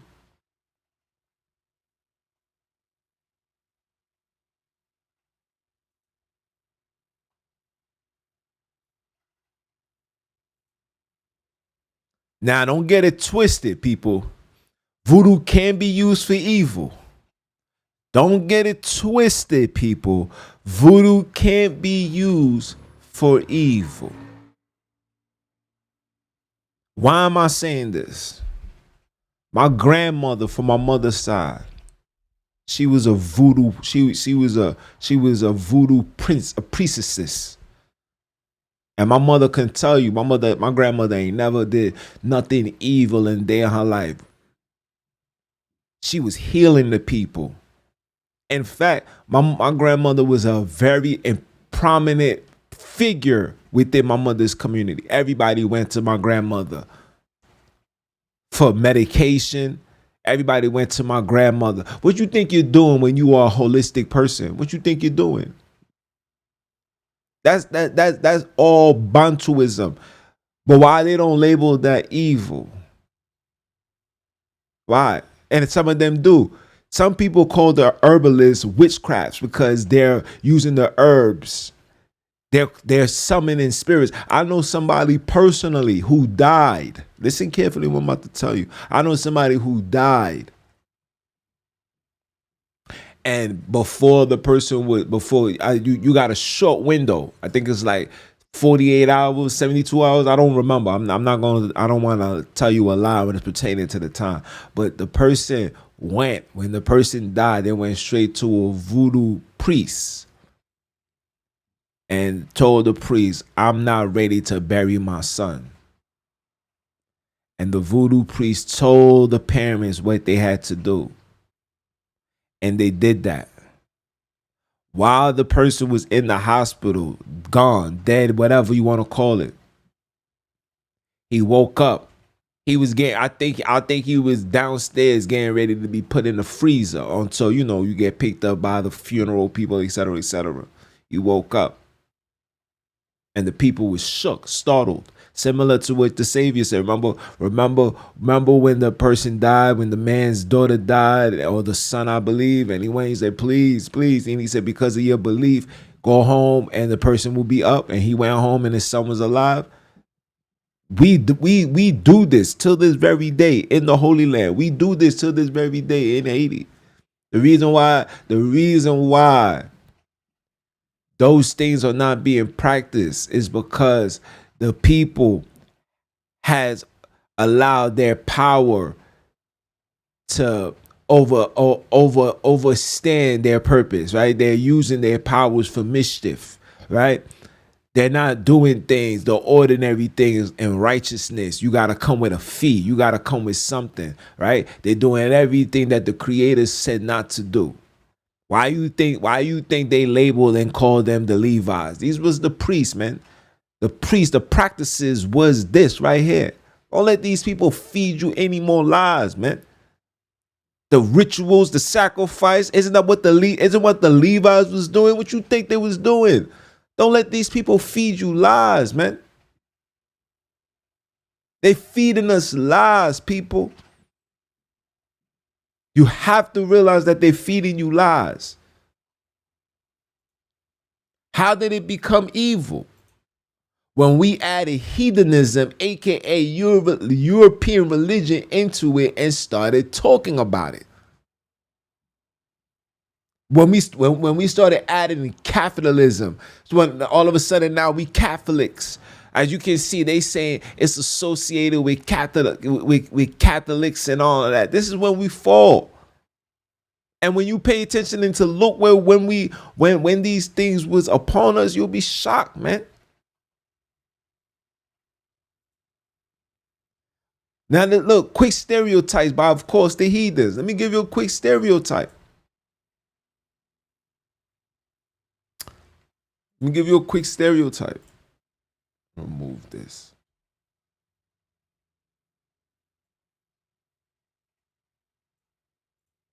It says Haitian voodoo or Voodoo is an African diasporic religion that developed in Haiti between 16th and 19th century. It arose through a process of syncretism between several traditional religions of West and Central Africa and the Roman Catholicism. There is no central authority in control of the religion, and much diversity exists amongst the practitioners, who are known as the voodooists, the voodoo estates, or the servitors. Right? Voodoo teaches the existence of transcendent creator deity, the divinity, bon Dieu. Bon Dieu is what you, in Creole, what you say God, higher power, bon Dieu, under whom are spirits known as Iwa, typically deriving their names and attributes from traditional Western and Central African deities.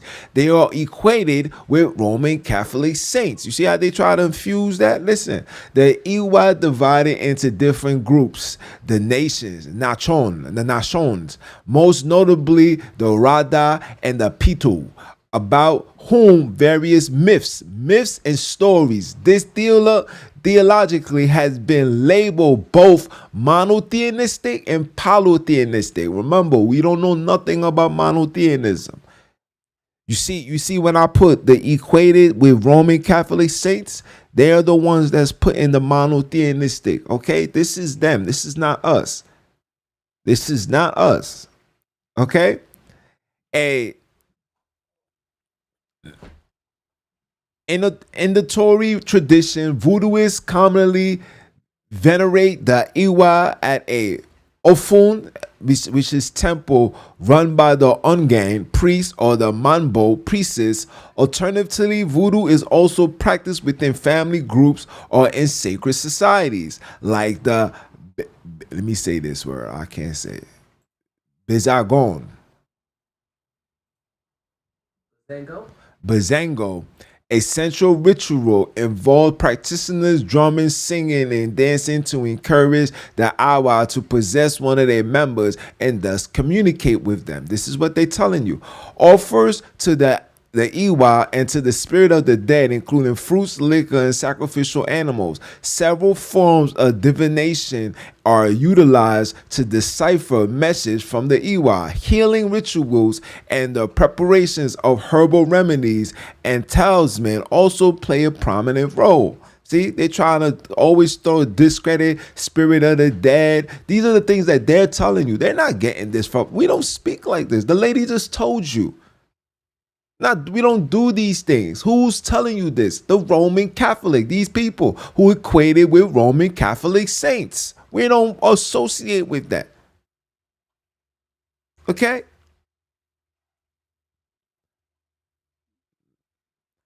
It says voodoo development amongst Afro-Haitian communities aimed the Atlantic slave trade of the 16th, 19th century. Its structure arose from the blending of traditional religions of those enslaved West. Let me highlight this.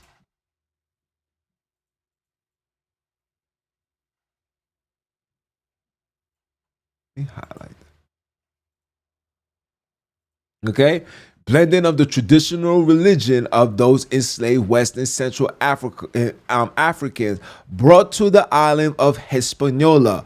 Among them, listen carefully, among them are the Congo. Ooh, so they was taking them from the Holy Land all the time. And the Fon and the Yoruba. There is the absorbed influence from the culture of French colonists. See?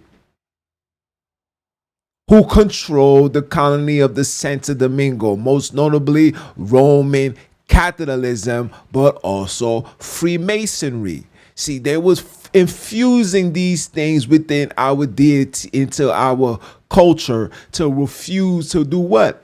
To prevent us from ever rising. Right? The Creator does not dwell with anything Gentilian. You are a Gentile, the Creator don't ride with you. The creators, Mama Love don't dwell in Euros, Arabs, Chinese, Mexicans, Puerto Ricans. Yes, I said it. The Mama Love, the Nanini don't dwell in you. That's why I don't argue. I will never argue. When I see a Hispanic tell me, yo, man, we Hebrew Israelites, I say, you are. I give you a round of applause. I said, man, you claim yours, playboy. That's where you from. Hold it down. I'ma holler at you. I'm not arguing you. I can't.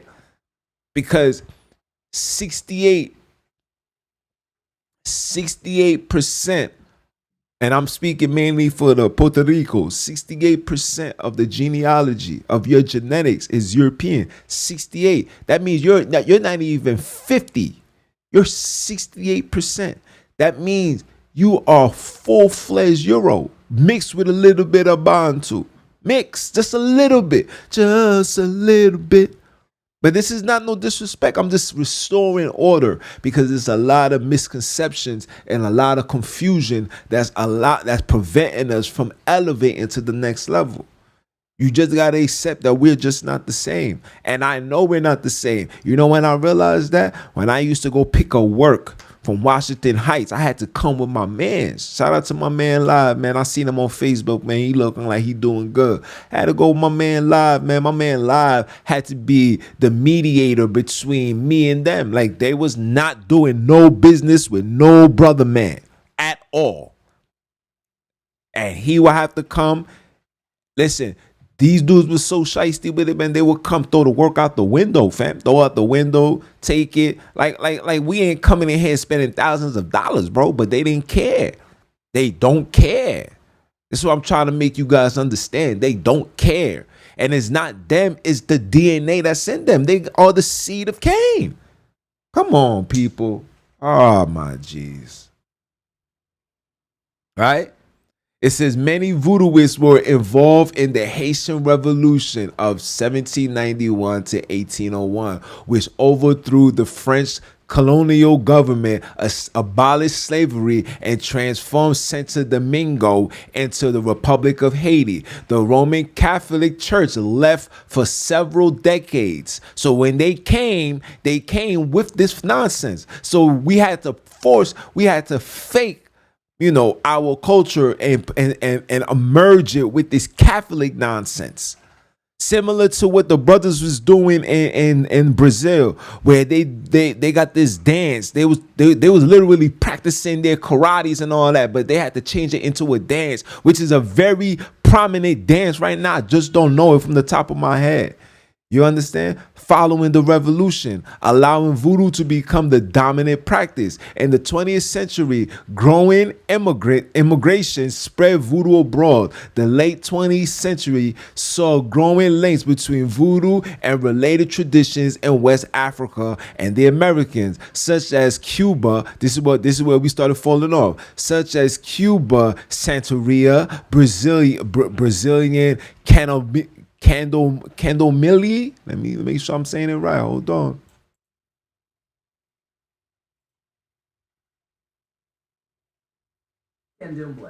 Candomblé, where some practitioners influenced by the Negritude movement have sought to remove Roman Catholic influence.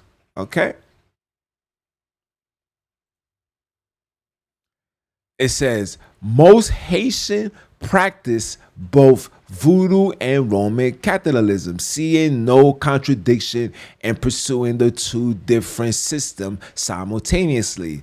Smaller voodooist community exists elsewhere, especially amongst the Haitian diasporas in Cuba and the United States. Both in Haiti and abroad, voodoo has a spread beyond its Afro-Haitian origins and practiced by individuals of various ethnicities. Having faced much criticism throughout its history, voodoo has been described as one of the world's most misunderstood beliefs. Okay? When we add heathenism, aka European religions, into it and start talking about it. Hold on.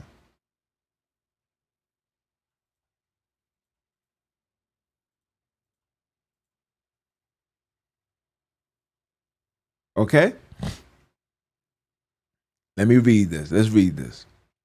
It says, Voodoo has no central institutional authority, no single leader, and no developed body of doctrine. Again, everything that's of Akobi, of the children of Alkebulan, we don't need a doctrine. Everything is oral. Everything is taught, passed down, generation to generation. You just knew what to do, right? There's no doctrine to teach a child how to brush their teeth and wipe their ass, right? You just know when they get of age, you teach them and they pass it down and they pass it down. This is our culture. Okay? These heathens are the ones that's making doctrines. Doctrines don't come with the children of Akobi. We don't come with us. It don't come with us. Okay? It has no orthodoxy, no central liturgy. Let me say it. I don't want to butcher the word. Liturgy. Liturgy, I can't even say liturgy, and no formal creed, developing over the course of several centuries. It has changed over time. It displays variations at both the regional and local level, includes variations between Haiti and the Haitian diaspora, as well as amongst different congregations. It is practiced domestically by family on their land, but also by the congregations meeting communally with the latter terms temple with the latter term temple voodoo.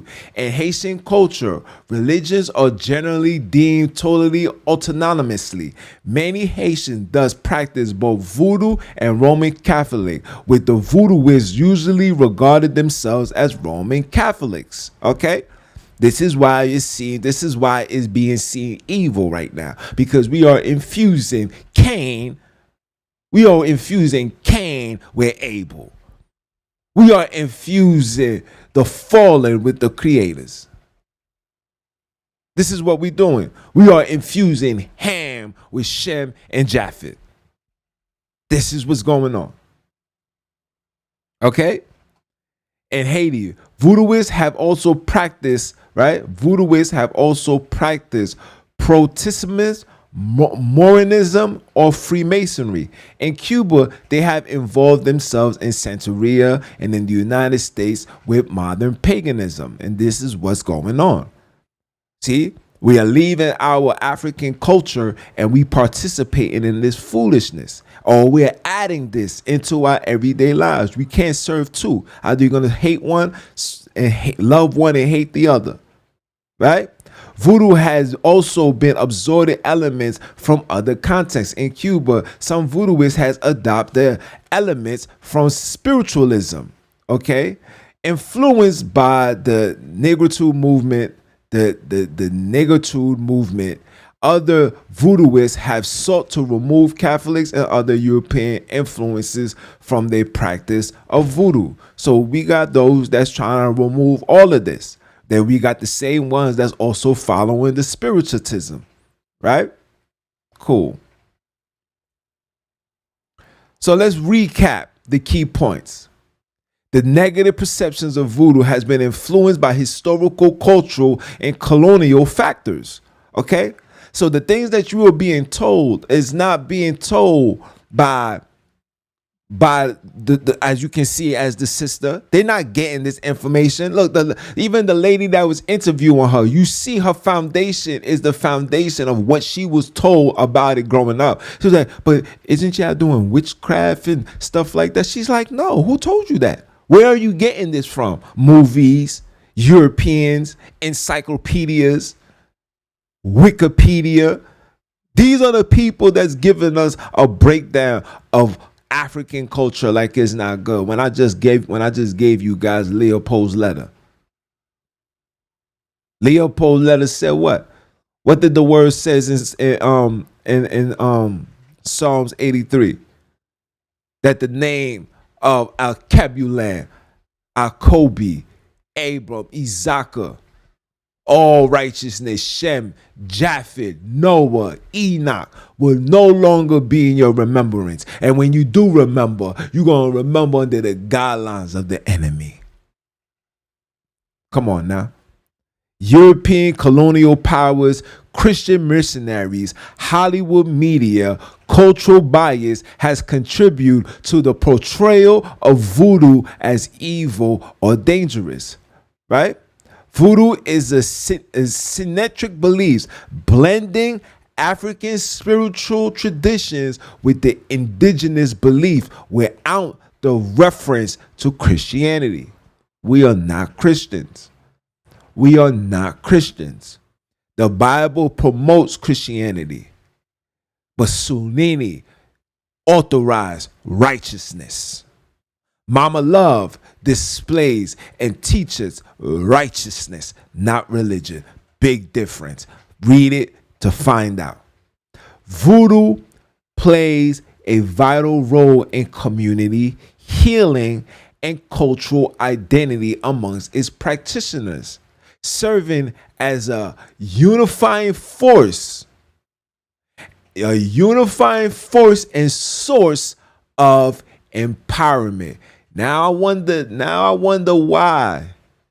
Or should I say, now I see why they are saying it's so bad. Because it serves as a unifying force and a source of empowerment. The same power that was used to take down at that time. Listen carefully.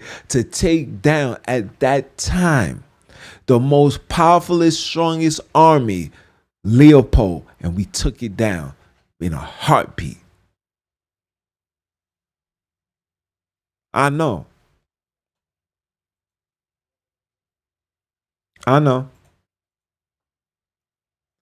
Encouragement for further exploration. Now, this is for those that want to discredit. Before you discredit, before you gather information from the enemy, make it your due diligence to speak to the people directly. Make it your due diligence to speak to Haitian people. See, you know why I'm doing this? Because I called my mother and I asked her I said, yo, mom, what was this? Boom, boom, boom, boom. She said, no. She said, your grandmother never used it for evil. I said, so you can use it for evil. She said, of course. You can use it. You listen, you can use the Bible for good and evil. You can use drinking wine for good and evil. See, we all got the free will. See, you guys don't understand the concept and the understanding of free will. You got the free will to do good or do evil. If I steal from the Europeans to go feed the poor, am I doing something evil? Is that evil? Or is the evil is the ones that got all of that and see people suffering and not doing nothing about it? Which one is evil? But if I'm stealing to do whatever, to go buy clothes and look good, then I'm doing something evil. The misconceptions that we have been given over the years, we got to put that to an end. Right? It's essential to explore voodoo beyond the misconception and stereotypes to gain a deeper understanding of its cultural and spiritual significance. Engaging with authentic sources. Engaging. Not reading, not looking up. Engaging, communicating.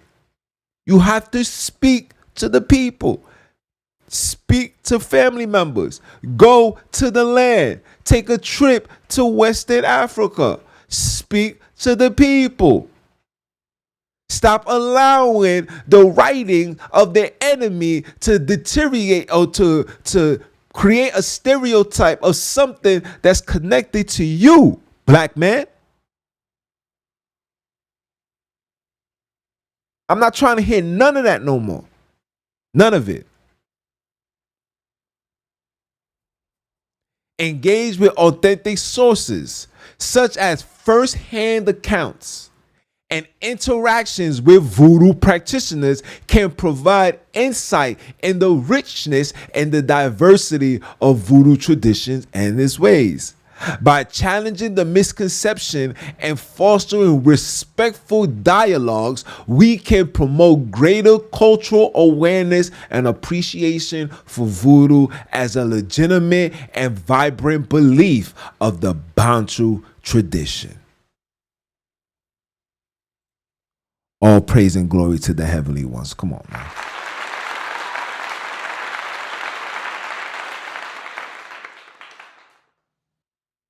Come on now.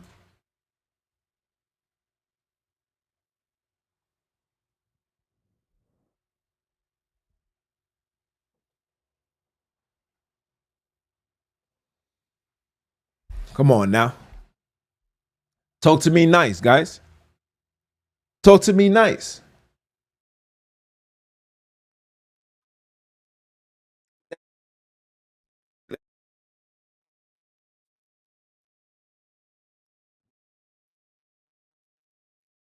We're not gonna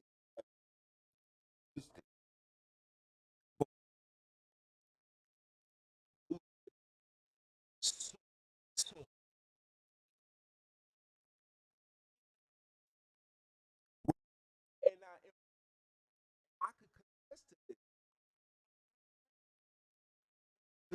this.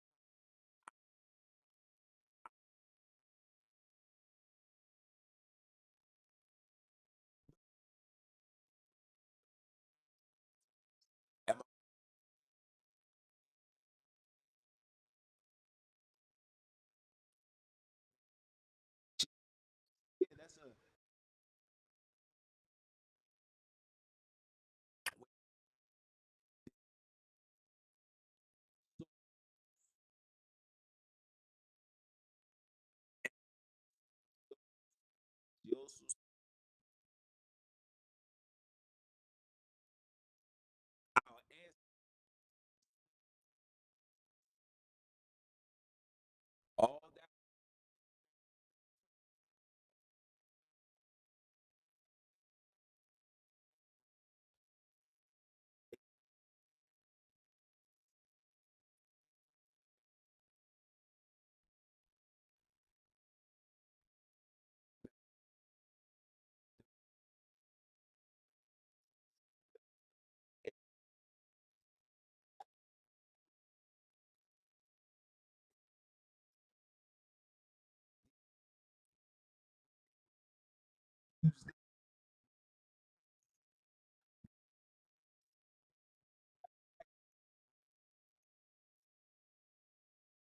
and then I kicked and I guess it was here we are rolling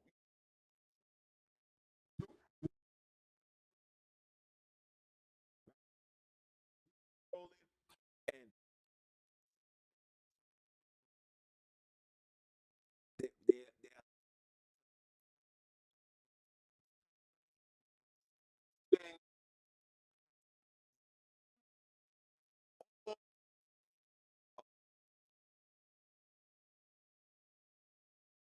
so they do they, it started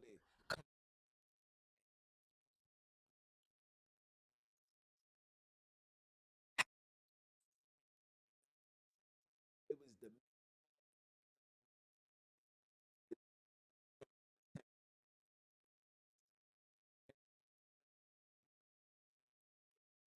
subsidized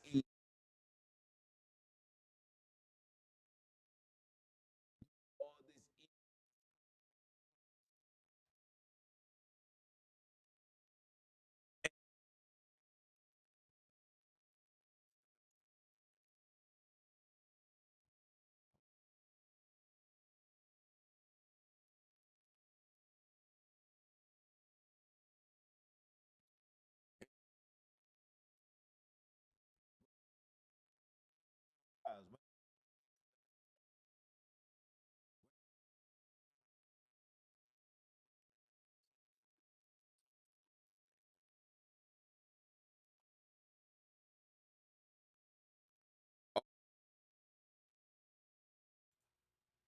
oh my bad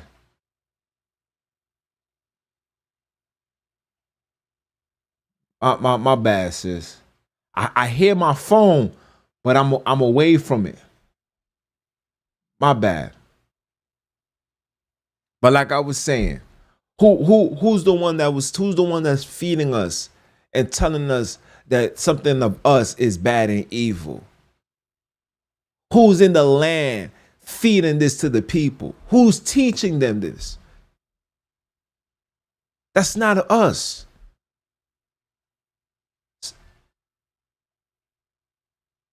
You still can't hear me? Can you hear me now?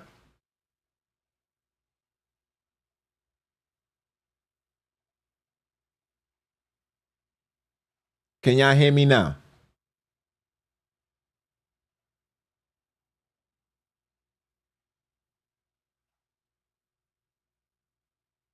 My phone is in the room. Hold on a minute.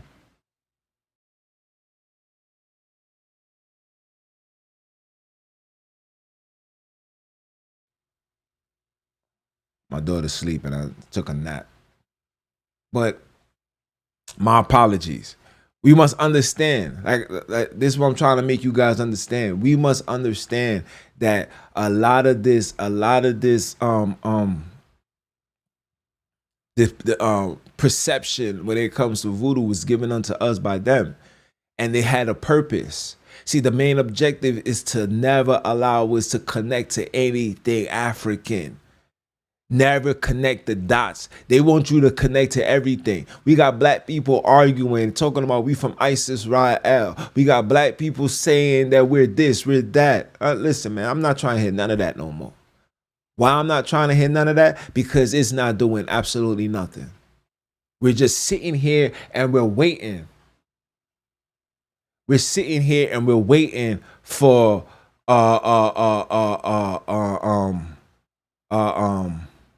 we're sitting here and we're waiting for something to save us from the skies. No, it's not moving like that, bro.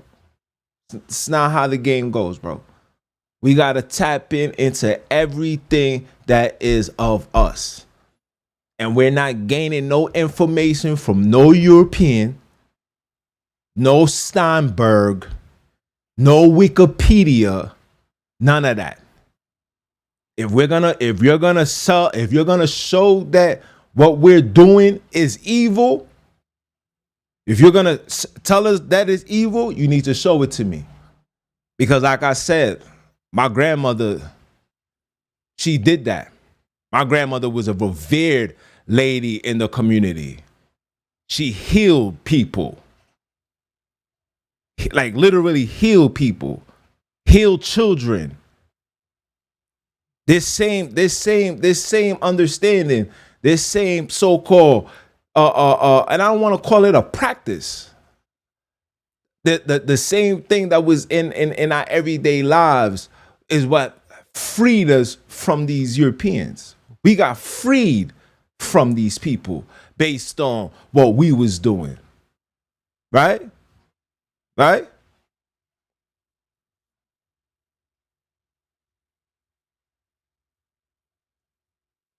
You can hear me good. My bro said, am I serious? I am absolutely serious. Very serious. Very serious. Absolutely. No more European deceptions, bro. It's over for that. No more European deceptions. Europeans got brothers calling the creators the father. Where monotheism comes from Europe, doesn't come from the children of the people of Al-Kebulan. Doesn't come from us. And those that call on that as father down there, 9 out of 10 times has been colonized. Their main objective was to do what? We're going to colonize Africa. Then we're going to take people, ship them out. It's a whole process. People is thinking that, oh yeah, so they came, they removed us, and then they colonized. No, they colonized us first. They removed us to the east. They made the salt of the earth, established the eastern region, the Middle East. This is where the Arabs get their foundation from, and then they took us to the west, and then they started creating over there. That's what they was doing. Where we go, anywhere we go, anything we touch turn into gold. So the question you gotta ask us is, if it's so bad, according to what they said, why is it so bad? Why are they saying it is bad? Why are they depicting it on movies and TV shows? Why? Is it because they don't want another Haitian revolution? Is it because they don't want a Bantu revolution? Oh, my bad. They want us to sit back and wait. Something from the skies is going to come and save us. No. Nothing from the skies coming to save us until we save ourselves. You must emancipate yourself from mental slavery. You must do it. We must do it. We must release and let go of all religion sectors. This is a religion that we are being a part of. I'm not a part of no religion. My creators don't know what religion is. Abram does not know what religion is. Ako B does not know what religion is. The true righteous people, the ones that's in the outskirts, not the ones that's been indoctrinated in Christianity, whether it's in the Holy Land, America, those people, every single person that I talk to that does not participate in some level of religion, give me more in-depth understanding of Africanism than everything else. And when I asked, yo, so what's up with this and that? They said, no, who told you that? We don't believe in that. Who's feeding you this? And where are we? The people that's out on the outskirts. We are the outskirts. We are considered the outsiders. The outsiders do not have the privilege nor the true understanding to determine what's going on in the Holy Land. Because we are on the outskirts. We are receiving information from their computer, their sources, and their understandings. Because the people that really knows the truth, they don't have internet access. They could care less for that. They're more in tune with with Mother Nature. They're not in tune with this, with the things that we're doing. We just seeking. Like I'm reading, I'm studying, I'm grabbing books. I'm like, wait, hold on. Oh, okay. But the difference is I'm able to decipher. I know where the introduction is. Oh yeah. They put one right there. They put one right there. Oh, damn, they got us right here too. Oh, hold on. They got us right there too. Hold on, let me call my moms and ask her, yo, mom, so in Voodoo, was it really like this? She said, no. She said, yes, they do evil. Voodoo can't be done for evil. Yes, you do have witches and warlocks and everything.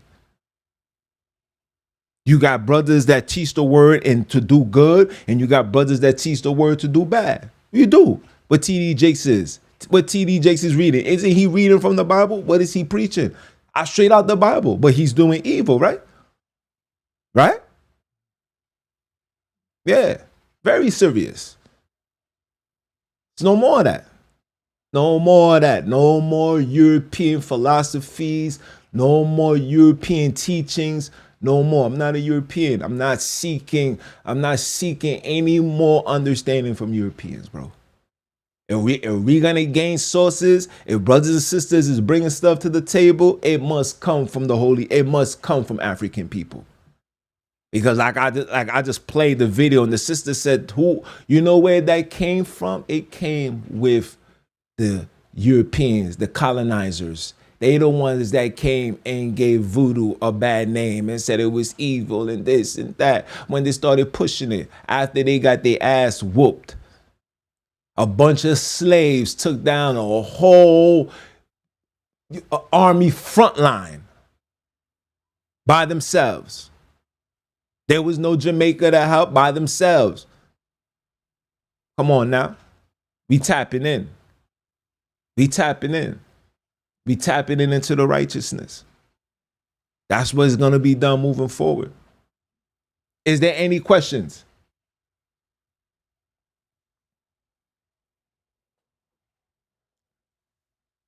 We tapping in. We've been played way too long. Listen, I'm from the hood, man.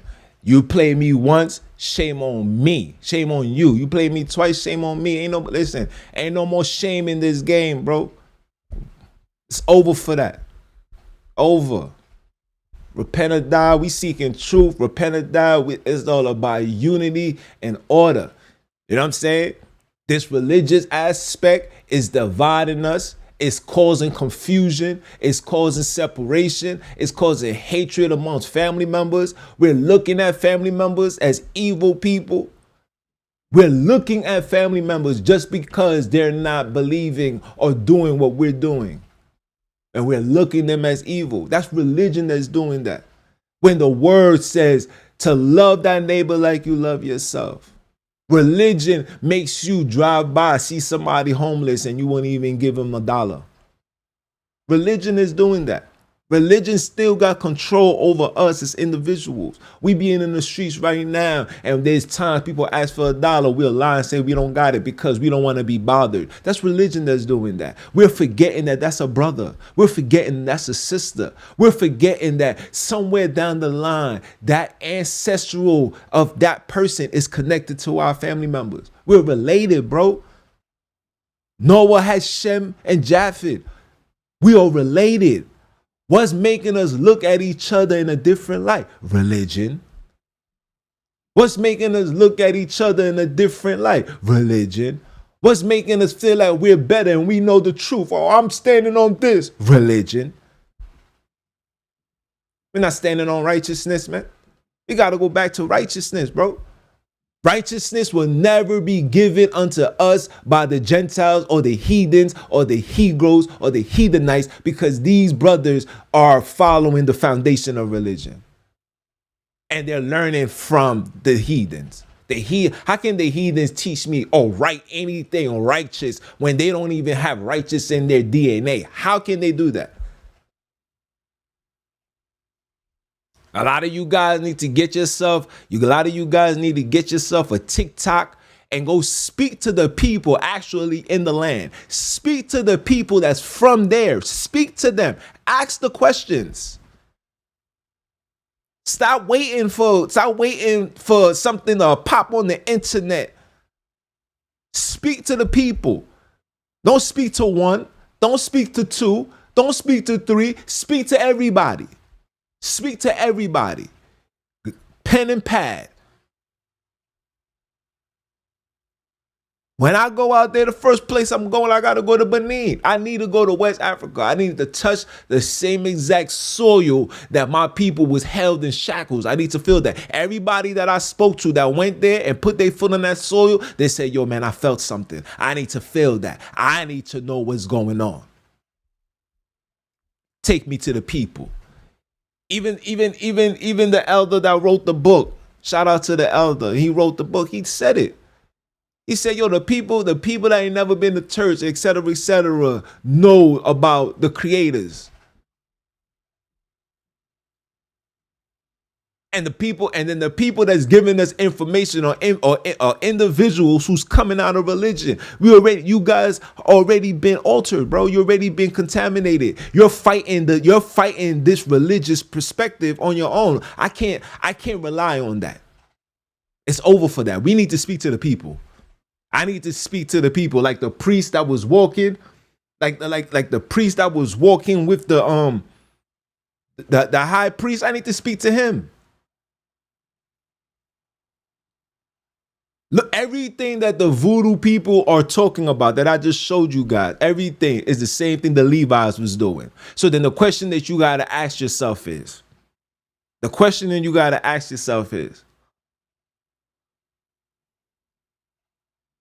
they was doing what they was doing right. When did they go wrong? Did they go wrong when they interjected Catholic into it? Did it go wrong when Europeans started giving their doctrine, forcing their doctrine into our people? Because the minute they started forcing the doctrine into our people, this is when all hell started breaking loose. This is when all demons started happening. This is when the spirits was being summoned. All evil was taking place when we started shaking hands with the devil. Look how happy those people look when I showed you the video. These are people that have no connection to anything connected to Europeans. The lady said it. Matter of fact, let me play it again. Hold on. Play it again.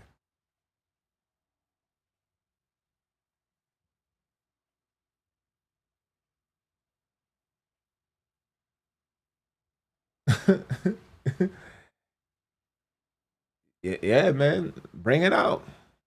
We gonna talk about it. You know I ain't here to lead none of my people astray, man. I ain't got no time for that. Look how they play voodoo. Look, off the rip. This is what movies and media has already depicted. Look, evil. Look.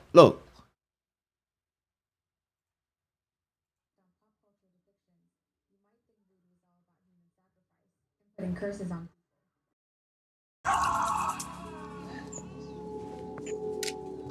That stigma plagues believers like Martine de Souza, a voodoo priestess and historian who has spent almost 20 years trying to demystify her faith. What's the actual source of all the stigma towards voodoo? All the stigma started when Europeans start to come to Africa. The Catholic Europeans, when they came here, they saw the sort of unity between us. And they know that Africans, they are very strong people. How can we fragilize them? How can we take over those people?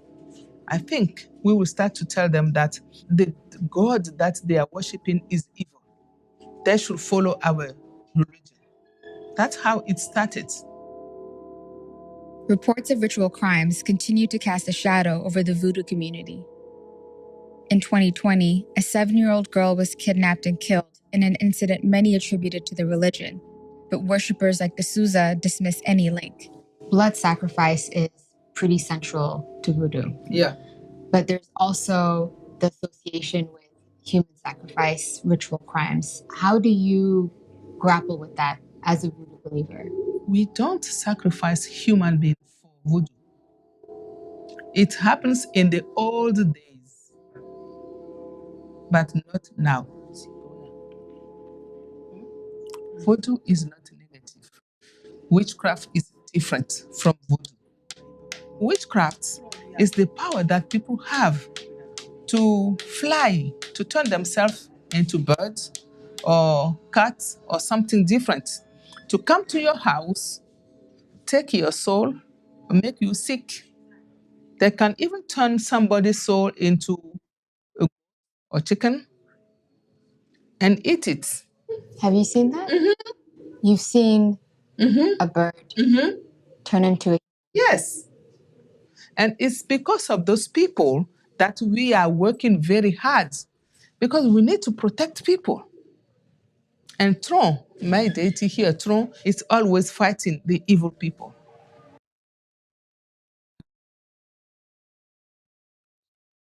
So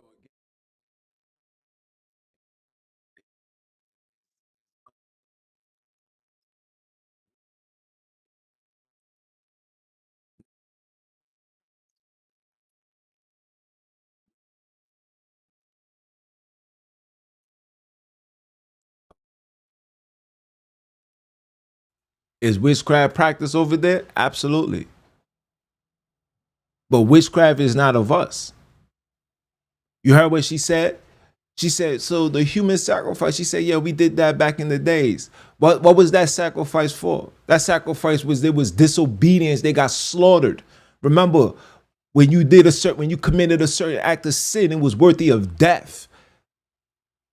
When these colonizers came, they removed that because they was coming with those same sins. They had to redoctrinate us. Come on, people, stop with the madness, man. When are we gonna realize that these people are really dictating on how we supposed to connect with the creators, man? How? Can you hear me now? I hope so, because I muted it.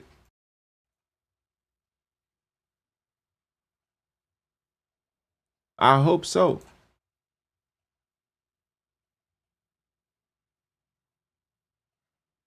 You understand? And I'm not like I said, I'm not here to say voodoo's the end all be all. We supposed to follow voodoo and do this. I'm not doing that. I'm not here to do that. You know what I'm saying? I'm not here to teach that. I'm here to give clarity and let brothers and sisters understand that these people have a mission to demoralize, right? Everything that is of African, anything that's black, they trying to shed a negative light on it. That is not what I'm doing. That comes along with colonialism. That comes along with Europeanism. That comes along with the heathens. Not doing that. It's time for us to restore order. It's time for us to unite, brothers and sisters, man. It's time for us to restore order. We are the ones that the people of the world, the other black people of the world are looking at. They're looking at us. How we dress, how we talk, how we act is who they're imitating. They're imitating us. So we're not going to tell them that, nah, man, don't do this, don't do that. No, because they got something that we don't got. They got a cultural understanding of the land where we come from. It's time for us to connect, bro. I remember Deadly Lioness asking me, and I told her, I said, yo, listen, look, we're not in a position to say what's bad or what's good, what's to take, what's not. You got to allow Mama Love to dwell in you and let her decipher. Let her walk you through. You got to walk through the valley of the shadow of death. We got to walk through it. Right? When I'm in the hood, I know certain areas I gotta be on guard. It's the same thing. When you seeking understanding, you gotta be on guard. You might hear things you're not trying to hear. You might hear things that be so far-fetched because we spent our entire lives listening to a story that's not accounted to the people of El Cabulan. There's a lot of people in the Holy Land that don't know nothing about the Bible, bro. There's a lot of people that don't know nothing about the Quran, bro. And every single person that I know that read the Biblos or read the Quran, it's like some level of control in the foundation or in the umbrella of religion, bro. And that right there is the problem. And like I said before, I'm no longer participating in anything that is religious, bro. You can go read, you can give me Jeremiah 29, you can give me all of that. Listen, if it's not in the guidelines of who we are, like I already know, I know the word from top to bottom, man, left to right. I've been doing this for so long, I know the word, but it's not enough. It's not enough for us. Because I'm starting to see the more that we do this, it's like we're still doing what these Hebrew Israelites is doing. All talk, no action. Where's the action? Where's the connection? Where's the nation building? Where's the woman protecting? I got a sister in Cali. I got one in Florida. I got one in PA. I got one in New York. I got all my sisters all over the place. Things is hitting the fan. Where's their protection? What are we doing to ensure that they're protected? What are they supposed to do when it's raining outside and they don't got no umbrella, knowing that we're supposed to be the ones carrying the umbrella? What are we doing?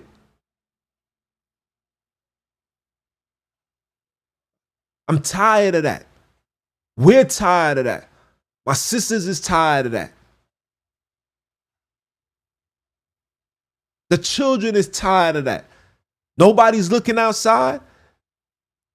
What you're witnessing are children crying out for help, and we're not providing no help because we want to sit here and prove that we got the most information.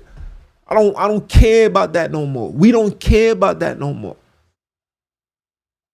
How do we bridge the gap? How do we bring the brothers back to their Africanness, back to the El Cabulan that's in their DNA? How do we bring them back to the E1? How do we? How can we say, we must remove ourselves from Christianity, Islam, Judaism, but we got the same foundation of these people's religion? How? Your Savior referred to that as a hypocrite, bro. We can no longer be hypocrites, bro. Too many children is being born into chaos and there's no order. There's no foundation that brothers and sisters can mimic after. There's no one that people can relate to. I know why. I know why. Without a shadow of a doubt. I know why. I know why. Why YouTube and all of this shadow ban me. You know why? Because I'm relatable. I speak for the youth. I speak for the warriors. I speak for the riders. I don't speak for all of this. I don't speak, nor am I trying to represent any religious factors, bro. I'm not here for that. Leave that for the elders. That's their job. That's not my job. That's not my calling. That's not my purpose, bro. I'm outside every day. December is my only day when I'm in the house, bro, because I come and give you a testimony, give you what I endure, give you on what I see. And only the real ones, he that got an eyes to see will hear and see. He that got eyes to see, let him see. Ears to hear, let him hear. The real ones is connecting, but it's like, nah, the devil's like, nope. And I don't get mad. You know why? Because I know eventually, sooner or later, something is going to happen into this world where the real ones is going to look for a real one. Where the ones that's been corrupted by TD Snakes and the Creflo took all your dollars and the Benny Hannas and the Hebrew Israelites and all these things, the real ones that's going to get out when they realize that everything that they've been told was a lie. They're going to seek a brother. And that brother will be me. And it can be you if you decide to let go of this religious nonsense. We are not religious people. We are righteous people. We are righteous people. Voodoo is not evil. Who told you that? The unrighteous told you that. Voodoo was part of our culture. It is our culture. It is African. It's what the slaves, the ones that was put on the ships, your family members, somebody in your line practiced that. Now, if you taking that to do evil with it, you will be penalized for that. Just like if you do evil in general, if you selling drugs and you robbing and you stealing and you killing people, you reap what you sow, you will receive that faith.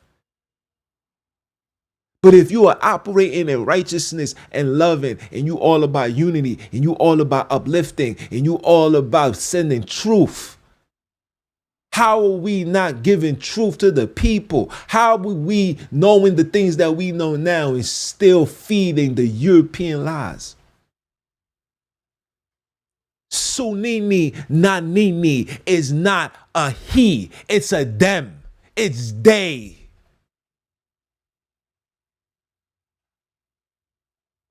But because of religion, the Father, Father Sunini. They'll say the Father Sunini and then say Nanini after that.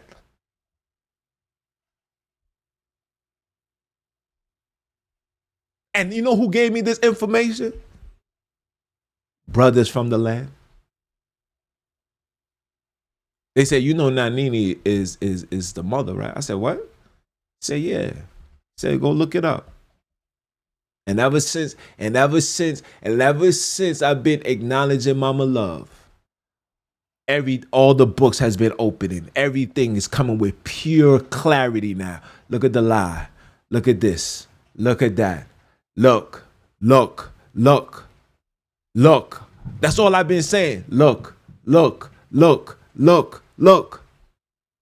Pure clarity, clear as day. And when those doubted what I was saying, look. Don't worry, my son. I'll put it in their hearts. And here comes the book.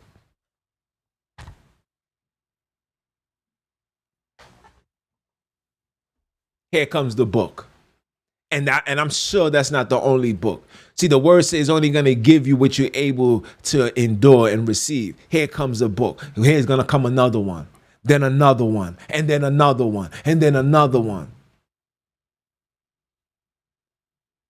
Because while we're sitting here waiting, we can talk about all the news that's going on. Oh, look, man. Oh, Sunini's doing this, Sunini's doing that. But what are we doing for Sunini Nanini? What are we doing? Huh? What are we doing? Where's the where's the warriors for the fatherless? Who's protecting our sisters? Who's protecting these children? What are we doing? What are we doing? I'm a life coach, bro. These heathens is preventing my business to be, how can you say, fully certified.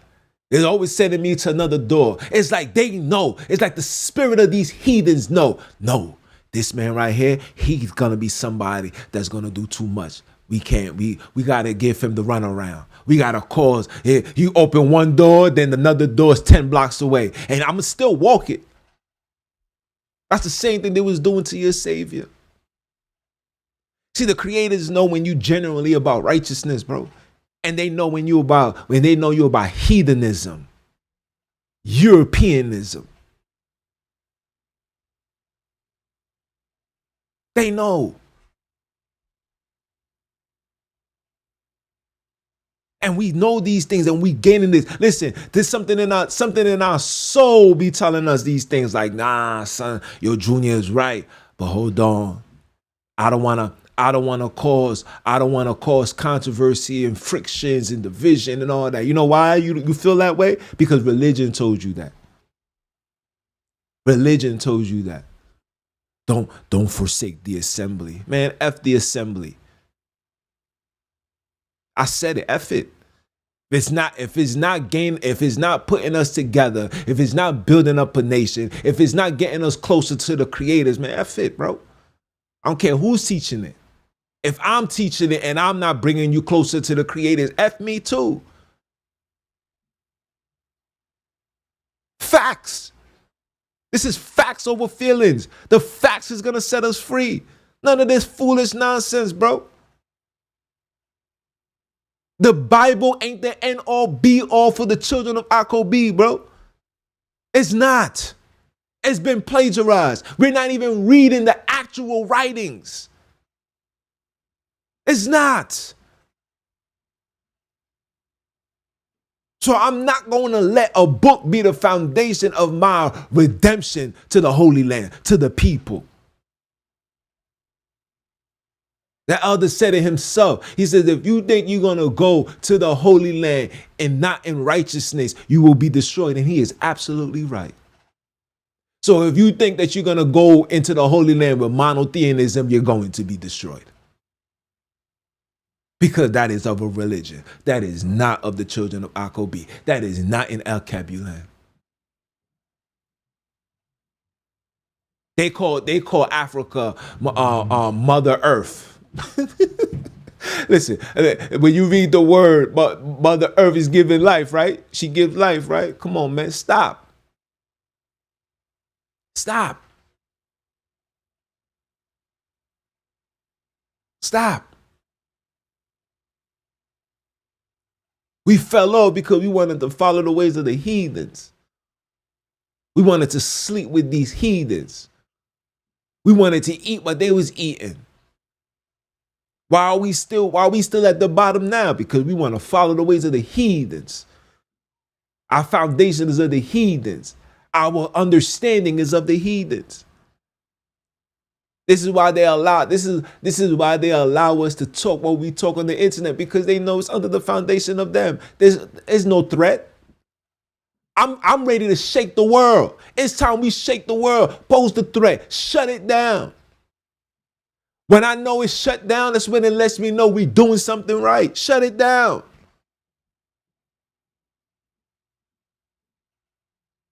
When I type in the word Sunini in Google Translation, as referred to as sin. When I type in the word Sunini, Nanini, it transferred to as always sin. Look how evil these people are. But you get a breakdown for every other god. Mawari, Modimo, Chinike, all that. You get all those names.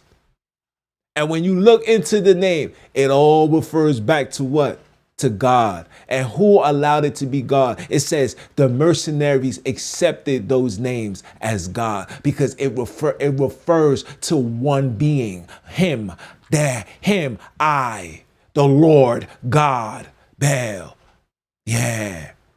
But when you see Sunini Nanini, you can't refer that to one being. You're being told that is one being because you're hearing it all the time. Oh, the Father Sunini. That's what you keep hearing. Father Sunini Nanini, Father Sunini Nanini, Father. So you're taking it as one deity, one power.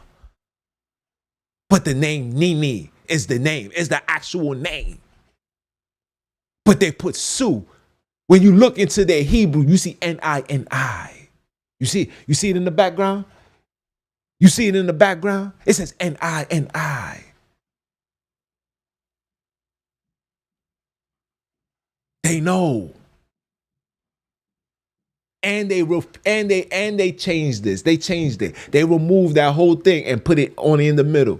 There's no N-I-N-I with the little thing on the top. They removed all of that and changed it. Why are they changing it? Because now we're calling on Nini. Hold on.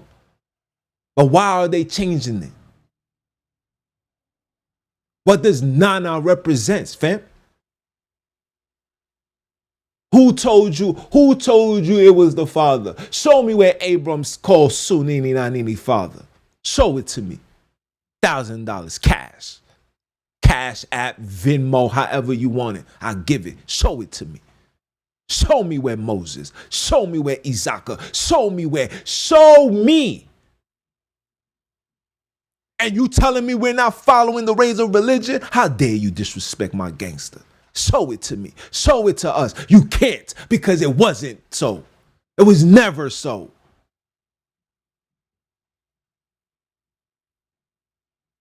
It never was that. These are some lying heathens, and that's all they do. They took our records and rewrote a whole story. How we reading the book? We seeing names, we seeing locations that you can't even find in the old, but then you calling on names that was never mentioned in the old. What the heck is a father? Who told you was that? When the word said, let's create man in our image, our, O-U-R, plural.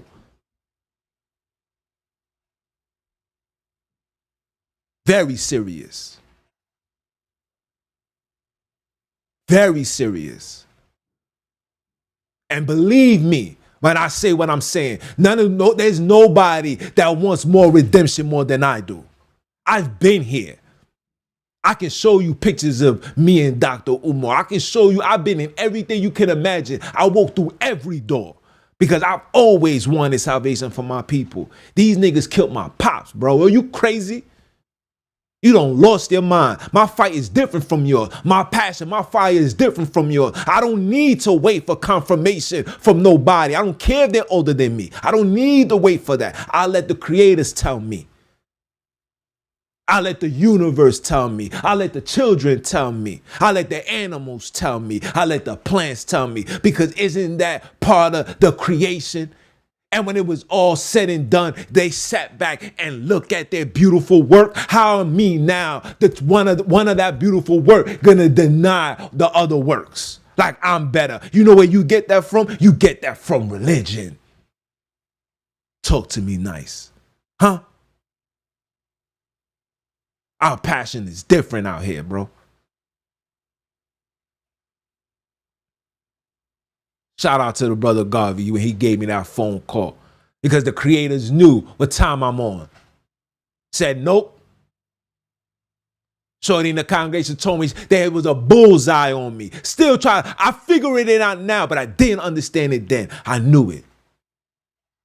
I know it. Now I've been released from the real legions. The real legions, I have been released from that. And they can't come next to me. The only thing that they can do is disrupt the things that they've created. Their internet, their workspace, their corporations. That's the only thing that they can do. Me personally, this temple, they can't touch it. I walk with my head up.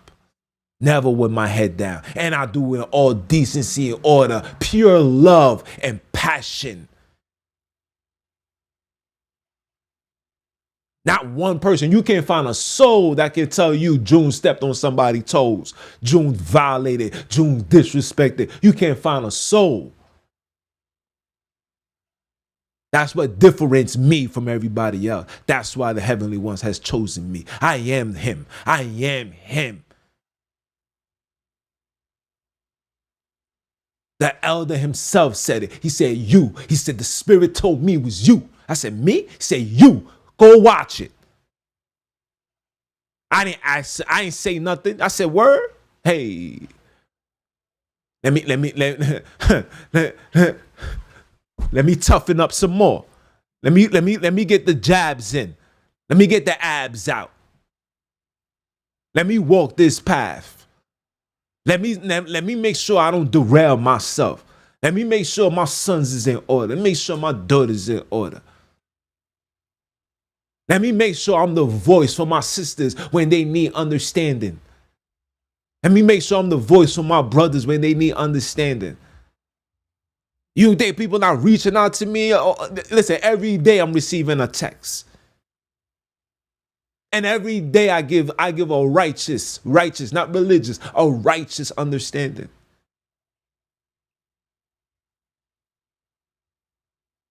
Don't take it as me not understanding or I don't get it. Or I get everything. I just don't align it with the philosophies of the Europeans. I am a children of Akobi. I am a product. A seed of El Cabulan.